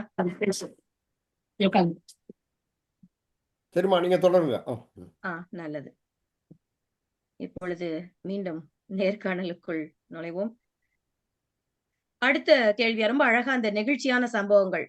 நம்ம சொல்லுவோம்ல, 1 கேட்டா 9 தருவாங்க. அந்த மாதிரி 1 கேட்டா 4 சொல்லிட்டாங்க 2 பேரும். மிக்க மகிழ்ச்சி.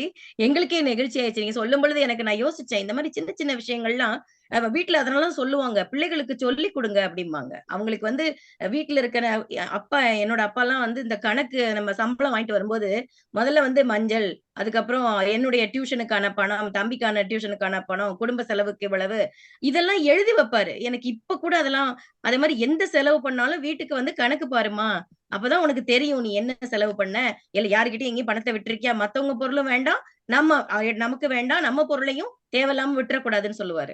இதெல்லாம் வந்து சின்ன வயசுலயே நமக்கு வந்து சொல்லி கொடுத்து வளர்த்ததுனாலதான் இன்னைக்கு நம்ம பிள்ளைகளுக்கு சொல்லி கொடுக்கிறோம். அப்ப யாராவது ஒருத்தர் சொல்லி தரணும் இல்லையா? அத ரொம்ப அழகாக ஒரு தாய் தந்தையாக இருந்து அந்த நிகழ்ச்சியெல்லாம் நீங்க அழகா செஞ்சுட்டு இருக்கீங்க. அடுத்து நம்ம லைஃப் ஹேக் ஸ்கில்ஸ்ன்னு சொல்லுவாங்க. அதாவது முக்கியமா அத பத்தி நம்ம பேசிக்கிட்டு இருக்கோம். என்ன மாதிரியான ஸ்கில்ஸ் எல்லாம் அதுக்கு முக்கியத்துவம் தரீங்க? சில விஷயங்கள் நீங்க பேசுனது நான் புரிஞ்சுக்கிட்டேன். இதை தாண்டி என்னென்ன லைஃப் ஸ்கில்ஸ் எல்லாம் நீங்க சொல்லி தரீங்க?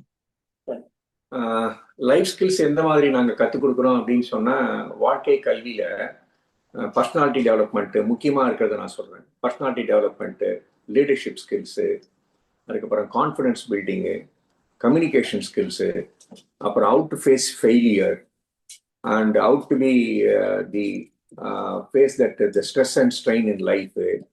அப்புறமா வந்து தமிழர் பண்பாடு, கலாச்சாரம், அப்புறம் தமிழ் மொழியில திருக்குறளை பத்தி அவங்களுக்கு ஒரு போட்டி மூலமா அவங்களுக்கு வச்சு எத்தனை குறள் அவங்க சொல்றாங்க, எழுதி தராங்க அப்படின்னு அது மூலமா ஒரு பரிசு கொடுக்கறது. ஸோ இந்த மாதிரி ஆக்டிவிட்டிஸ் பண்றோம். இது இல்லாமலும் வந்துட்டு அவங்கள வந்து அதிகாலையில ஒரு 5 மணிக்கு எழுப்பி அவங்களுக்கு வந்து 2 விதமானது ஒன்று சொல்லி கொடுக்குறோம். ஒன்று வந்து யோகா சொல்லி கொடுக்குறோம். யோகா கிளாஸஸ் ஒரு 3/4 மணி நேரம் நடக்கும். அது இல்லாமல் நியூரோ லிங்குவிஸ்டிக் ப்ரோக்ராம்னு சொல்லிட்டு ஒரு லேட்டஸ்ட் டெக்னிக். அது அந்த ப்ரோக்ராம் என்ன அப்படின்னு சொன்னா, அதிகாலையில 4:30-5 மணிக்கு தான் அந்த ப்ரோக்ராம் பண்ணணும். பிரம்ம முகூர்த்தம்னு சொல்லுவாங்க. அந்த முகூர்த்தத்துல பண்ணதுக்காக அதுக்காக ட்ரெயினர் ஒருத்தர் இந்த கிருஷ்ண பிரசாத், அவர் வந்து இதனால பசங்களை 4:30 மணிக்கே காலையில எழுப்பி விட்டு, இது ஆசிரமத்துல போய் ஒன்னா தங்கி இருக்க வாசி கிடைக்கக்கூடிய அட்வான்டேஜ். ஸோ அது மாதிரி அவங்களை கிளப்பி அந்த நேரத்துல அந்த ப்ரோக்ராமே பண்ணுவாரு. ஸோ அதெல்லாம் ஒரு சிறப்பா இருந்தது. இதை மாதிரி ஒரு நிகழ்ச்சிகளை பண்ணோம். இது இல்லாம மேலும் எங்க ப்ரோக்ராமுக்கு வந்து நாங்க சிறப்பு விருந்தினராக ஒரு IAS அதிகாரி, ஒரு IPS அதிகாரி, அதுக்கப்புறம் ஒரு CEO, இவங்களெல்லாம் வந்து அவங்க எப்படி நாங்கள் வாழ்க்கையில வந்து ஒரு சக்சஸ்ஃபுல்லா வந்தோம் அப்படின்னு சொல்லிட்டு சொல்லி கொடுப்பாங்க. அது ஒரு நல்ல அனுபவமா இருந்தது. இதுக்கு இடைப்பட்ட நேரத்துல வந்து இன்டோர் கேம், அவுட்டோர் கேம்னு வைப்போம். ஏன்னா ஒரே தெரியா பசங்களை வந்து அதுல வந்து நம்ம வந்து புஷ் பண்ண முடியாது. உட்காந்தே இருந்து அதே கவனிங்கன்னா, அதுவும் இந்த கோடை காலத்துல அதாவது பாட்டி வீட்டுல போய் என்ஜாய் பண்ணணும், ஃப்ரெண்டு வீட்டுல என்ஜாய் பண்ற நேரத்துல இங்க வந்து உட்காருன்னா உட்காராது. ஆனா குழந்தைங்களை என்ன பண்ணுவாங்க, இன்டோர் கேம்னு ஒரு நிறைய கேம்ஸ் வச்சிருப்போம். அது போனா அந்த கேமுக்கு போறோம்னு சொன்னாலுமே பசங்க ரொம்ப குஷி ஆயிடுவாங்க. ஸோ அது மாதிரி இடைப்பட்ட நேரத்துல இது மாதிரி பயிற்சியெல்லாம் நாங்க கொடுத்துட்டு தான் இருப்போம். அதெல்லாம் அந்த ஃபேக்கல்ட்டி எல்லாம் பார்த்துப்பாங்க. பெரும்பாலான மாணவர்களுக்கு என்ன தோன்றும் அப்படின்னு சொன்னா, அந்த மேடை பேச்சு அனுபவம் இருக்காது. மேடையில வந்து ஒரு 4 வார்த்தை பேசணும்னா பயப்படுவாங்க. ஏன்னா ஸ்கூல்ல அதுக்கான அனுபவம் எல்லாருமே இருக்காது. பேச்சு போட்டில எல்லாரும் கலந்துக்க போறது இல்லை. ஆனா இங்க கேம்ப்ல சேர்றவங்களுக்கு கண்டிப்பா எல்லாரும் மைக்க பிடிச்சே ஆகணும். மைக்க பிடிச்சு பேச ஆகணும். ஒரு சந்தர்ப்பத்தை கொடுப்போம். அதனால இதுல படிச்சவங்களுக்கெல்லாம் இதுல இந்த கேம்ப்ல கலந்துக்கலாம். கண்டிப்பா வெளியில போகும்போது அந்த மேடை பேச்சுல இருந்து ஒரு ஃபியரே இருக்காது. ஒரு எக்ஸாம்பிளுக்கு சொல்லணும்னா, ஒரு மாணவன் இப்போ வந்து இந்தியன் இன்ஸ்டியூட் ஆஃப் ஸ்பேஸ் சயின்ஸ்னு ஒரு இது இருக்கு திருவாண்டத்துல. இந்த கேம்ப்ல ஒரு 3 வருஷம் 4 வருஷம் இருந்து அதுல அந்த அளவுக்கு தைரியமா கலந்து கொண்டு இப்போ அங்க போயிட்டு அங்க உள்ள மேடை பேச்சுல மீதி பசங்க எல்லாம் படிச்சவங்க இருக்காங்க, நிறைய மார்க் வாங்கினாங்க. ஆனா இந்த பையனோட திறமை தனியா இருக்குன்னு அவங்க ப்ரொஃபசர் சொல்றாங்க. அதுக்கு என்ன காரணமா அவங்க பெற்றோர்கள் சொல்றாங்கன்னா, இந்த எங்களோட பையன் உங்க கேம்ப்ல 3 வருஷம் தொடர்ந்து கலந்துக்கிட்டான், அதனால அவனுக்கு ஸ்டேஜ் ஃபியரே கொஞ்சம் கூட இல்ல, நல்லா தைரியமா இருக்குன்னு சொல்றாங்க. இதெல்லாம் நாங்க கேட்கும் போது எங்களுக்கு ஒரு மகிழ்ச்சி இன்னும் கூடுதலா இருக்கு. இல்ல நீங்க வந்து மாணவருக்கு தான் ஜிகே சொல்றாரு. இப்ப என்னையே எடுத்துங்களேன், நான் வந்து இந்த இதுல 18 வருஷமா ஜேர்னி பண்றேன்ல, எனக்கும் வந்து 4 பேரை பார்த்தா ஜென்ரலா நல்ல பழகக்கூடியவ தான். ஆனா என்ன பேசணும், மைக்கு எடுத்தா பயமா இருக்குமோ, ஏதாவது தப்பு பேசுவோம் அப்படியெல்லாம் ஒரு உணர்வு தோணும்ல. எனக்கு இந்த கேம்ப்ல வந்து ஃபர்ஸ்ட் ஆரம்பிக்கும் போது வரவேற்பு உரைன்னு என்னை கூப்பிட்டு ஃபர்ஸ்ட் மைக்கு பிடிக்கும் போது முதல் வருடம் கொஞ்சம் கஷ்டமா இருந்தது. அப்புறம் அது பழக பழக பழக இப்போ வந்து எனக்கு இப்போ நான் உங்க நேர்காணல்லே வந்து உட்கார்ந்து பேசுறேன்னா, நான் வந்து சாதாரண பள்ளிக்கூடத்துல தமிழ் மீடியத்துல படிச்ச பொண்ணுதான். அவ்வளவுதான் பெருசாலாம் நான் என்ன வந்து பெரிய இதுவா பண்ண முடியாது. ஆனா நான் இன்னைக்கு வந்து இந்த நேர்காணல் நிகழ்ச்சியில இப்படி தைரியமா உட்கார்ந்து உங்களோட நான் பேசி பழகுறேன்னா, இதுக்கு வந்து எனக்கு வழிகாட்டி வந்து என்னுடைய கணவரும் அந்த கேம்பும் தான் ஆணித்தரமா சொல்ல முடியும் என்னால. நானே ஒரு உதாரணமாக இருக்கிறேன் அப்படின்னு சொல்லிட்டு அம்மா அவர்கள் அழகா சொன்னாங்க. ஐயா சொன்னதோட கூடுதலா 2 விஷயத்தை சேர்த்துக்க ஆசைப்படுறேன். நீங்க உங்களுடைய வீடியோ பதிவுகள்ல இருந்து அதெல்லாம் பார்த்ததுதான். அதாவது ஒரு பர்சனாலிட்டி தன்னுடைய சுயத்தை அடையாளம் கண்டு கொள்வதற்கான ஒரு பயிற்சி கொடுக்குறீங்க. கரியர் அட்வைஸ் அது ரொம்ப முக்கியம். ஏன்னா ஒவ்வொரு குழந்தைகள்ட்டையும் பேசும்பொழுது, கண்ணா நீ என்ன படிக்கணும்னு ஆசைப்படுற, என்னவாகணும்னு ஆசைப்படுற, அதுக்கு நீ இது பண்ணா நல்லா இருக்கும், இந்த பாரு இவங்க எல்லாம் இப்படி பண்ணிருக்காங்க, அந்த மாதிரி கரியர் அட்வைஸ் கொடுக்குறீங்க. கான்பிடன்ஸ் டெவலப்பிங் அது ரொம்ப முக்கியம். தன்னம்பிக்கை குழந்தைகளுக்கு. அது சொன்னீங்களே, மைக்க பிடிச்சு பேசுறதுக்கே பயந்தவங்க எல்லாம் இப்பெல்லாம் நாங்க நேர்காணல்ல வந்து உட்கார்ந்துருக்கோம் பாருமா அப்படின்னு சொல்லிட்டு. அது மாதிரி கான்பிடன்ஸ் பில்டிங் ரொம்ப முக்கியம், அதை பண்றீங்க. அடுத்ததாக ஷேரிங். அதுவும் இந்த தனியா ஒத்த குழந்தையா பிறந்த பிள்ளைங்களுக்கு எல்லாம் வந்து அடுத்தவங்களுக்கு இந்த பிரிச்சு கொடுக்கணும், அதான் கோவப்பட்டுருவாங்க, சண்டை போட்டுருவாங்க, சமூகத்தோட ஒன்று தெரியாது அவங்களுக்கு. அந்த மாதிரி பிள்ளைகள்லாம் பாவம் எனக்கு ரொம்ப கஷ்டமா இருக்கும். கூட பிறந்தவங்க இருந்தாங்கன்னா நிச்சயமா வாங்கிட்டு வரதை 2ஆ உடைச்சு பாதி பாதியா கொடுத்து அங்கிருந்தே பழக்கம் வந்துடும். ஆனா தனியா வளரக்கூடிய பிள்ளைகளுக்கு அந்த சிரமம் இருக்கும். அந்த மாதிரி பிள்ளைகளுக்கெல்லாம் இந்த ஷேரிங் என்ன இந்த அதிகாலையில எந்திக்கிறது, அது டைம் மேனேஜ்மெண்ட், செல்ஃப் டிசிப்ளின், அதுக்கப்புறமா வந்து லீடர்ஷிப் குவாலிட்டி எல்லாமே வந்து ரொம்ப அழகாக நீங்க நடத்துறீங்க. இப்பொழுது கால்வல் அண்ணா மீண்டும் இணைஞ்சிருக்காங்க. அண்ணா வாங்கண்ணா, உங்களுடைய வாழ்த்தை சொல்ல வாருங்கள். அண்ணா அன்மியூட் பண்ணிக்கோங்க. வணக்கம்மா. வணக்கம். வணக்கம், நல்லா இருக்கீங்களா? நலமா இருக்கோம். வணக்கம் விஜயலட்சுமி அம்மா. வணக்கம். ஐயா வெளியில இருக்காருன்னு நினைக்கிறேன். முழுமையா வாழ்க்கையில வந்து ஒரு குரல் நெறி வாழ்வு வாழ்ற ஒரு இல்லற தம்பதிகள் அப்படின்னா அமெரிக்காவில் எடுத்து விரல் விட்டு எண்ணக்கூடிய இல்லற தம்பதிகள்ல ஒரு முன்னின்றி நமக்கு ஒரு ஒத்தையடி பாதையை உருவாக்கியவர்கள் அப்படின்னா சம்பந்தம் ஐயாவும் விஜயலட்சுமி அக்காவும் ஒரு உதாரண புருஷர்கள். இலர் வளர் ஆகிய காரணம் நோற்பார், சிலர் வளர் நோளாதவர். அந்த மாதிரி அந்த குரலுக்கேற்ப ஒரு சிலர் தான் வந்து பலர் பார்க்குற மாதிரி வாழ்க்கையை வாழ முடியும். அந்த ஒரு சிலர் மெய், ஞானம், அன்பு, சமுதாய நோக்கு, தொப்புள் கொடி உறவு, நட்பு, இவர்களை எல்லாம் உறவாகவும் உறவுகளை எல்லாம் நட்பாகவும் தமிழ் சொந்தங்களை இணைத்து நயனோடு நன்றி புரிந்த பயனுடையார் பண்பு பாராட்டும் உலகு. அந்த குரலுக்கேற்ப அவர்கள் இருவரும் வாழும் வாழ்வு ஒரு பெரும் புலம்பெயர்ந்து வாழக்கூடிய தமிழர்களில் புனிதர்களாக வாழக்கூடிய இந்த தம்பதிகள் என்றும் நீடோடி வாழ, பெரும் வாழ்வு வாழ, அனைவரையும் ஈர்க்க வாழ வாழ்த்துகள். வாழ்த்துவதற்கு எங்களுக்கு வயது இல்லை, ஆனால் இறப்பவர்களை மீண்டு கொடுக்கக்கூடிய நாட்களை எண்ணி ஒவ்வொரு நாளும் துயரங்களை மட்டுமே அவர் தினமும் அனுபவித்து கொண்டு அந்த வீட்டிலிருந்து வெளியில வந்து வரக்கூடிய ஒவ்வொரு நாளும் அது வந்து இந்த சமுதாயத்துக்கும் தமிழுக்கும் எந்த வகையில பயனளிக்கும் அப்படிங்கிற ஒரு அமைதியான வாழ்க்கையை வாழக்கூடிய ஒரு உயரிய குணம் படைத்தவர் சம்பந்தம் ஐயா. இங்கே ஆழ்வார் தமிழ் இருக்கைக்கு 2016 இவங்களை அழைச்சி வந்து டேலஸில் ஒரு பெரும் விழா எடுத்தோம். முதல்ல ஒரு $500,000 அவங்க, அதுக்கப்புறமேட்டு ஒரு $500,000 அப்படிங்கிற ஒரு இலக்கை வந்து இங்கே மெட்ரோப்ளஸ் தமிழ் சங்கம் வாயிலாக நாங்கள் எல்லாமே இணைந்து பணிபுரிந்தோம். அப்போது சொல்லும் பொழுது தான் விஜயலட்சுமி அம்மாவுக்கும் ஞானசம்பந்தம் ஐயாவையும் மேடையில் உட்கார வச்சு, நல்ல வேளை உங்களுக்கு எந்த குழந்தைகளும் இல்லை, என்ன காரணம்னா இந்த உலகத்தில் இருக்கிற எல்லா குழந்தைகளும் தமிழ் குழந்தைகளும் உங்கள் குழந்தைகளாக எடுத்து பருவதற்காக தான் அந்த மாதிரி உங்களுக்கு ஒரு சூழல் இயற்கையை அமைத்து கொடுத்துருக்கு.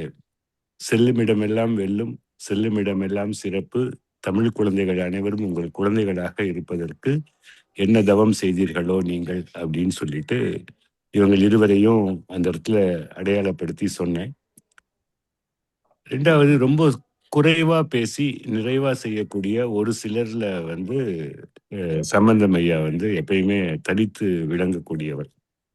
அவர் ஒரு புறம் திராவிட கழகமும் இன்னொரு புறம் திருஞான சம்பந்தமாகிய பக்தி இலக்கியம், இது ரெண்டையுமே வந்து ஒரே பார்வையில பார்க்கக்கூடிய திறனாய்வு படைத்த யதார்த்தமான ஒரு சின்ன குடியிலிருந்து வந்து இன்னைக்கு ஊர் உலகம் போற்றும் அளவிற்கு தமிழ் மக்கள், உலக தமிழ் மக்களுக்கு எல்லாமே பொதுமையா இருக்கக்கூடிய அளவுக்கு வாழும் தம்பதிகள். நீங்க தொடர்ந்து இன்னும் நல்லா சீரும் சிறப்புமாக உங்கள் உடல் நலம், உள்ள நலம், உங்களுடைய எண்ணம், சிந்தனை எல்லாம் செயல் வடிவமாக சிறக்கும் என்பதில் எல்லளவும் சந்தேகம் இல்லை என்பதை உங்களுடன் பகிர்ந்து கொள்வதும் வாழ்த்துவதும் என்னுடைய அன்பு வாழ்த்துகள்.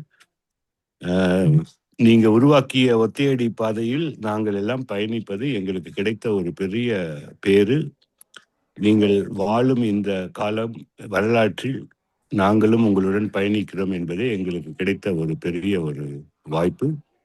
தொடரட்டும் உங்கள் பயணம், உங்களுடைய சிந்தனை எல்லாம் செயல் வடிவமாக. அன்பு வாழ்த்துக்கள் அப்பா. வணக்கம். வாழ்க வளமுடன், மீள்கனும் வாழ்வை அறமுடன் என்றும். நன்றி, வணக்கம். நன்றி நன்றி. மிக்க மகிழ்ச்சி. ஒண்ணு மட்டும் சொல்லிடுறேன். இவரு எந்த அளவு பண்றாரோ அந்த அளவுக்கு ஈடு இணையா விஜயலட்சுமி அக்காவுக்கு ஒரு வாழ்த்து நான் சொல்லியே ஆகணும். 2018 வட அமெரிக்க தமிழ் சங்க பேரவை விழா வந்து டாலஸ்ல நடத்தணும். முதல் விழா ஒரு 5000 மக்களுக்கு மேல கூட்டணும். அங்க வந்து தஞ்சை பெரிய கோயிலை வந்து ஒரு மாதிரி படிவமா செஞ்சு வச்சோம். அன்னைக்கு தான் செந்தமிழ் இருக்கை செய்வோம், செம்மொழி சிறக்கை செய்வோம் சொல்லிட்டு ஆழ்வார் தமிழ் இருக்கையினுடைய வெற்றி விழாவையும் கொண்டாடணும். முடிச்சுட்டு அறிவுமதி ஐயா புலவர் அவர்கள் ஒரு சின்ன தரையில உட்காந்துக்கிட்டு எல்லாரும் ஒரு பாடலை பாடி அவருடைய பிறந்த நாள், அங்கே இருக்கக்கூடிய ஒரு 3 பெண்மணிகளுக்கு அந்த பிறந்த நாள், அதுக்கு அவர் ஐயாவும் நீண்ட காலம் அவரே பாடி முடிச்சுட்டு அங்கிருந்து இலக்கிய கூட்டம் முடிச்சுட்டு வழி அனுப்புறதுக்கு விஜயலட்சுமி அக்காவை கதவை திறந்து உட்கார வச்சேன் முன்னாடி காரில் போகும்போது. ஒரு நிமிஷம் கண்ணாடி இறக்கிவிட்டு உடனே ஒன்று சொன்னாங்க, தம்பி எத்தனையோ பேரவை விழாக்கு போயிருக்கேன், இந்த விழா வந்து ஒரு மைல்கல் விழா, இவ்வளோ பேரை கூட்டினதுங்கிறது சாதாரண விஷயம் கிடையாது. இதற்கு பின்னாடி இந்த 400 பங்களிப்பாளர்கள் உதவியது ஒரு பெரிய நெகிழ்வான நிகழ்வு. இது எல்லாத்த விட சிறப்பு வந்து ஒரு 400 குழந்தைகள் வந்து இதை முழுமையா ஒருங்கிணைச்சதுங்கிறது ஒரு பெரிய புதுமையான ஒரு முயற்சி. இதுல வந்து உழைப்புக்கு பின்னாடி பொருள் செலவுங்கிறது பெரிய செலவாயிருக்கும். நாங்கெல்லாம் கொடுத்துருக்கோம்.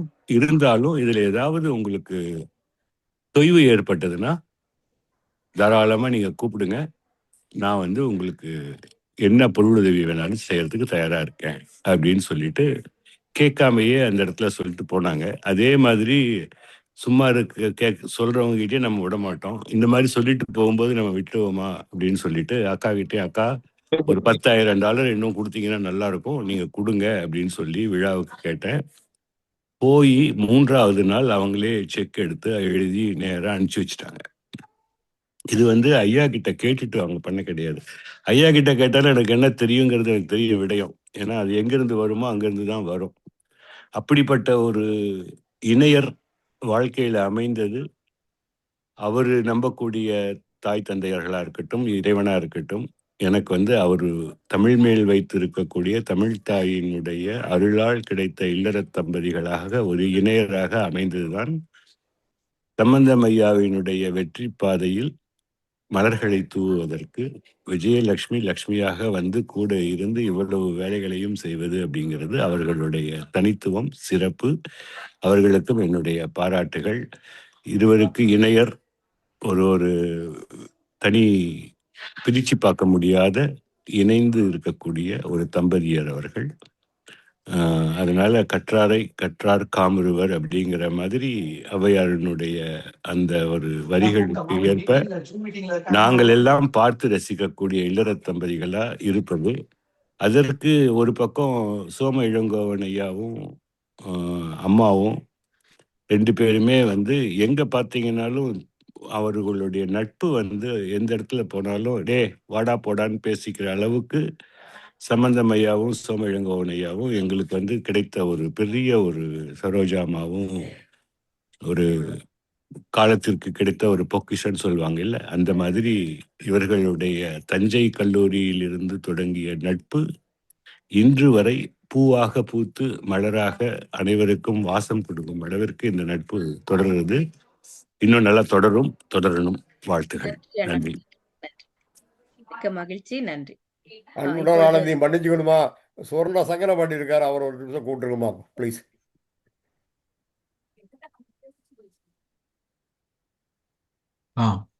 வாங்க வணக்கம். ரொம்ப வணக்கம் எல்லாருக்கும். வணக்கம். உங்களுக்கு என்னுடைய சுருக்கமாக என்னுடைய சொல்லிக்கிறேன். ஐயா அம்மாவும் 2 பேருமே வந்து எங்களுக்கெல்லாம் ஒரு முன்மாதிரி. அதாவது நம்ம பெற்றோர்களிலிருந்து தான் அறம் என்கிற ஒரு முழுமையான ஒரு வாழ்வுக்கு தேவையான அனைத்து இதையும் நம்ம கற்றுக்கொள்வது வந்து பெற்றோர்கள் தான். பெற்றோர்கள் முன்மாதிரியாக இல்லைன்னா அந்த அறம் வந்து குடும்பத்தில் போகாது. அதே மாதிரி ஒரு தலைமுறையிலிருந்து மற்ற தலைமுறைக்கு அறம் என்ற ஒரு ஒட்டுமொத்தமான ஒரு பண்பை கடத்துவது வந்து வெகு சிலரே.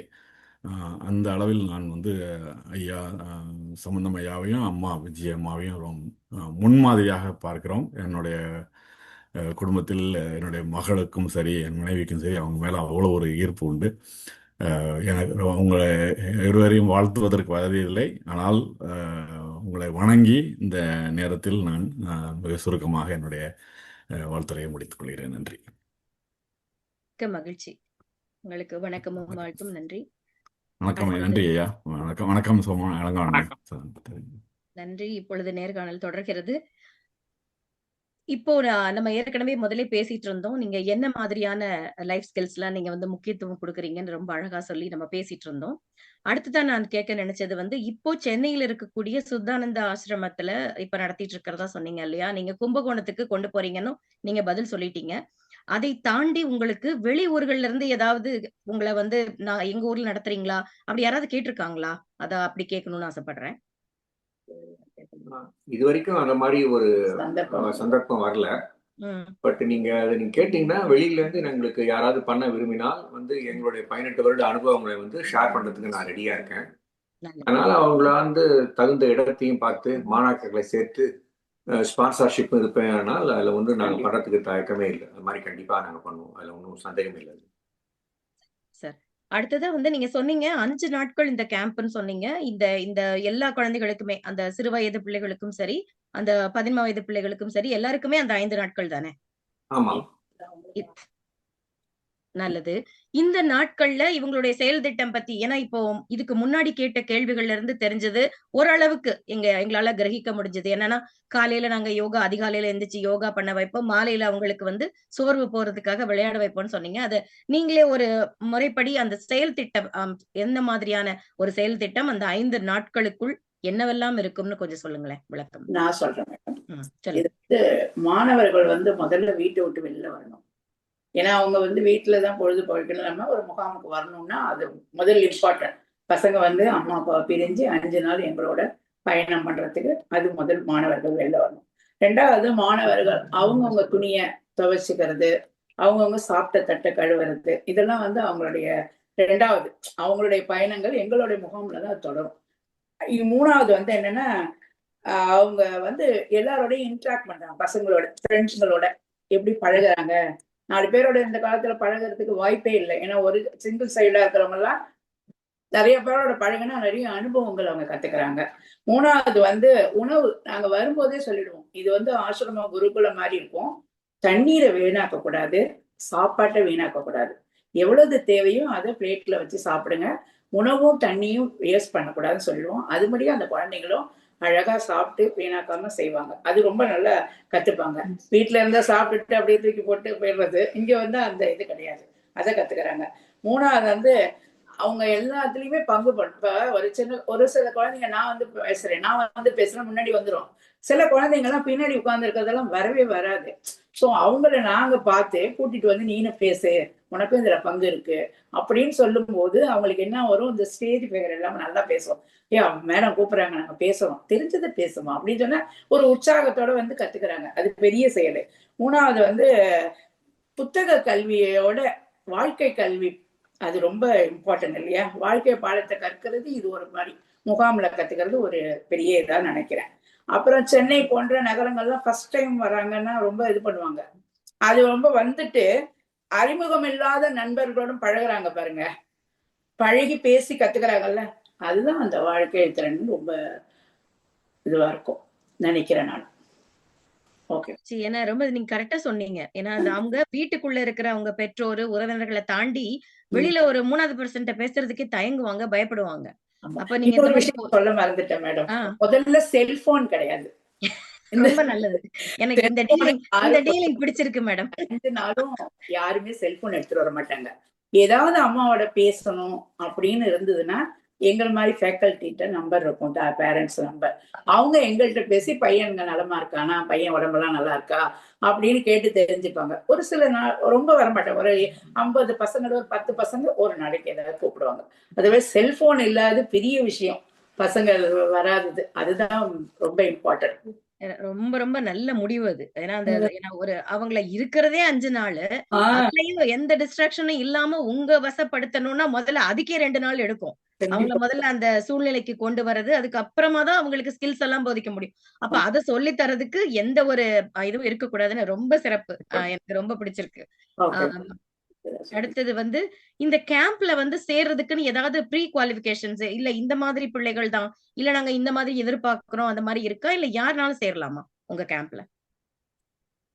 இது நீங்க பாத்தீங்கன்னா நாங்க முன்னாடியே சொன்ன மாதிரி 2 விதமான முகாம்கள் நடக்கிறது. ஒண்ணு கும்பகோணம் முகாம் வந்து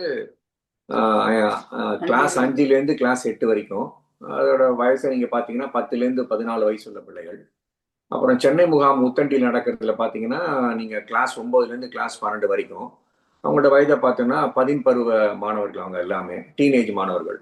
ஸோ இதுதான் முக்கியமான தகுதி. இது இல்லாம வந்து யாரெல்லாம் புதுசா சேரணும்னு நினைக்கிறாங்களோ அவங்கள வந்து தெரிந்த நபர்கள் மூலமாக ரெஃபரன்ஸ் மூலமா நம்ம கொடுத்தாங்கன்னா அந்த இதை விண்ணப்பத்தை சரி பார்த்து அதுக்கு ஒரு கமிட்டி இருக்கு, அந்த கமிட்டியை பார்த்து யார் யார் வரமோ அது மாதிரி நாங்க மோஸ்ட்லி இவங்க வந்து முதல் வருடம் படிக்கிற மாணவர்கள் வந்து தன்னுடைய நண்பர்கள் எல்லாம் நான் இந்த கேம்ப் போனேன், இதெல்லாம் கத்துக்கிட்டேன் அப்படின்னு வந்து ஷேர் பண்ணும்போது நானும் அடுத்த வருஷம் வரேன்ட்டு அவங்களோட அப்படின்னு சொல்றாங்க பாருங்க. அப்படித்தான் நாங்க எடுப்போம். ஜென்ரலா இப்படிதான் இந்த செயின் மாதிரி போயிட்டே இருக்கோம். வந்து கத்துக்கிட்டு அவங்க போய் இன்னொருத்தங்கிட்ட சொல்லும் போது நாங்க எல்லாரையும் கொண்டு வர்றதுன்னா, ஒரு குழந்தைங்கள ஒரு வீட்டுல இருந்து வெளியில கொண்டு போறது பெரிய விஷயம். அது ஊரை விட்டு ஊருக்கு கொண்டு போறது, அவங்க உடம்பு நல்லா இருக்கணும், அவங்க உணவு ஒத்துக்கணும், தண்ணி எல்லாம் ஒத்துக்கணும், பெரிய கொண்டு வர்றதுக்குள்ள பெரிய விஷயம் தான். அதனால அதுல வந்து இப்படிதான் எங்களுக்கு செயின் மாரி வரும். ஒண்டி நாங்க தனிப்பட்ட முறை வெளியில யாருமே ரெஃபர் பண்றது இல்ல, எடுக்கிறது இல்ல. இப்படிதான் போகும் எங்களுடைய கேம்ப். நல்லது. இது ஒரு வகையில பார்த்தா அந்த பயன் அடைந்த குழந்தைகளே சொல்லும் பொழுது அது இன்னும் சிறப்பா இருக்கும்.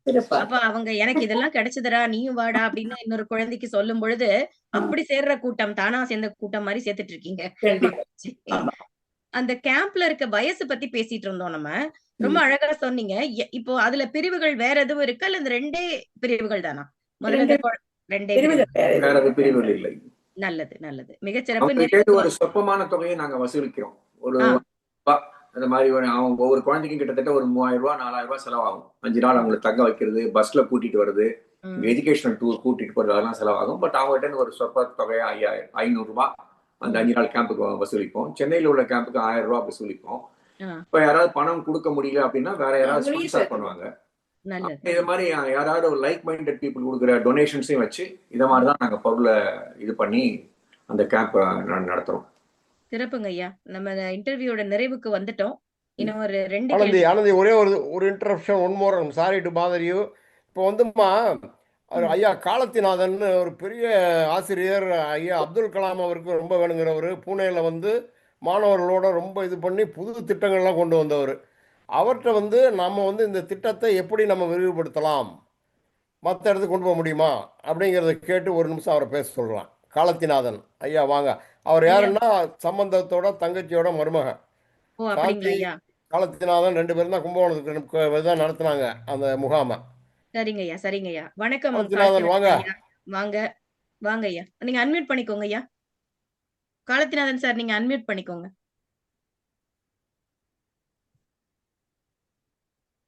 வணக்கம், அனைவருக்கும் வணக்கம். வணக்கம். என் பேர் காலத்திநாதன். ஓகே, நான் retired principal from atomic energy department. ஒரு 20 வருஷத்துக்கு முன்னாடி இந்த கேம்ப் சிஸ்டம்ஸ் கும்பகோணத்தில் ஆரம்பித்தோம். கும்பகோணத்தில் it was basically focused for the community. எங்கள் கம்யூனிட்டிக்கு செய்யலாம்னு சொல்லி ஆரம்பித்தோம். அதில் நல்ல வரவேற்பு கிடைச்சிது. நிறைய பசங்கள் சேர்ந்தாங்க. அதில் ஃபோக்கஸ் பண்ணி ஆரம்பித்தது academic development, spiritual development and also physical development. இதை ஃபோக்கஸ் பண்ணி குழந்தைகளை அவங்க கிருஷ்ணமூர்த்தி அண்ணா சொன்ன மாதிரி குழந்தைகளை பேரண்ட்ஸ்லேருந்து வெளியில் வர வச்சு ஒரு 5 நாள் 6 நாள் நம்ம ஒரு பேரண்டிங் கொடுத்து அது பியர் லேர்னிங் ப்ரோக்ராமையும் ப்ரொமோட் பண்ணுறதுக்குங்கிற ஒரு ஃபோக்கஸில் இதை ஆரம்பித்தோம். It went very well for the last 20 years. Academic டெவலப்மெண்ட்டுக்கு காத்தால 5 மணிக்கெல்லாம் எழுப்பிவிட்டு நான் ஆக்டிவிட்டி பேஸ்டு லேர்னிங்காக ஃபோக்கஸ் பண்ணுறோம். இதில் ஸ்கூலில் சொல்லிக் கொடுக்குற சிஸ்டமும் இங்கே சொல்லிக் கொடுக்குற சிஸ்டமும் டோட்டலாக different. Practical based method. Everything is on hand experience. They can do themselves and learn things. அந்த மாதிரி அதை தவிர வேதிக் மேத்தமெட்டிக்ஸ் இப்போல்லாம் உள்ள அகடமிக் சிஸ்டம்ஸில் வேதிக் மேத்தமெட்டிக்ஸ் நிறைய மிஸ் ஆயிடுச்சு. அந்த வேதிக் மேத்தமெட்டிக்ஸும் நாங்கள் கவர் பண்ணுறோம். இதில் அகடமிக் டெவலப்மெண்ட்டில் almost 4 to 5 hours academic development நடக்கும். அதை தவிர ஸ்பிரிச்சுவல் டெவலப்மெண்ட்ஸும் பண்ணுறோம். அதில் Thevaram, Thiruvasagam, Thirukkural and all those things are also being pumped. And then இதை தவிர உங்களுக்கு physical developmentக்காக some yogas and also some dance practices, some exercises and அந்த மாதிரி சிஸ்டமும் நடந்துகிட்டு இருந்தது. இதெல்லாம் தவிர அவங்க they have to go and see what is happening around in the education system அப்படிங்கிறதுக்காக அவங்கள வேரியஸ் ப்ரொஃபஷனல் காலேஜஸ்க்கும் அழைச்சிட்டு போகிறது வழக்கம். Various industries and even manufacturing organisations அங்கே அழைச்சிட்டு போய் எப்படி ப்ராசஸ் நடக்குது, எவ்வளோ labour involved, dignity of labor they should know.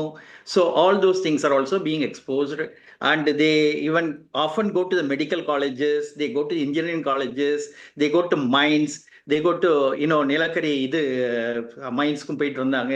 அந்த மாதிரி nearby places in addition to the temple.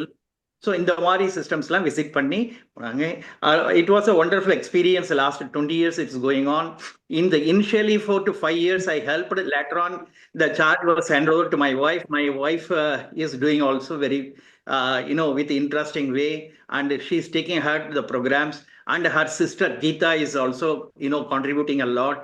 And Geeta and Shanti together, and the last almost 15 years they were successfully doing this program. And I used to also send some of the professionals from Mumbai also, from my department. In the initial stages, they came and they have started all these programs. It's going on very well.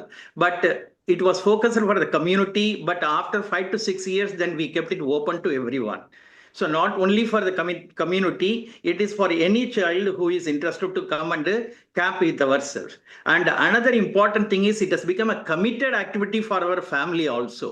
So as it was told by Mr. Krishnamurthy, we charge very nominal amount from the children just as a registration fee.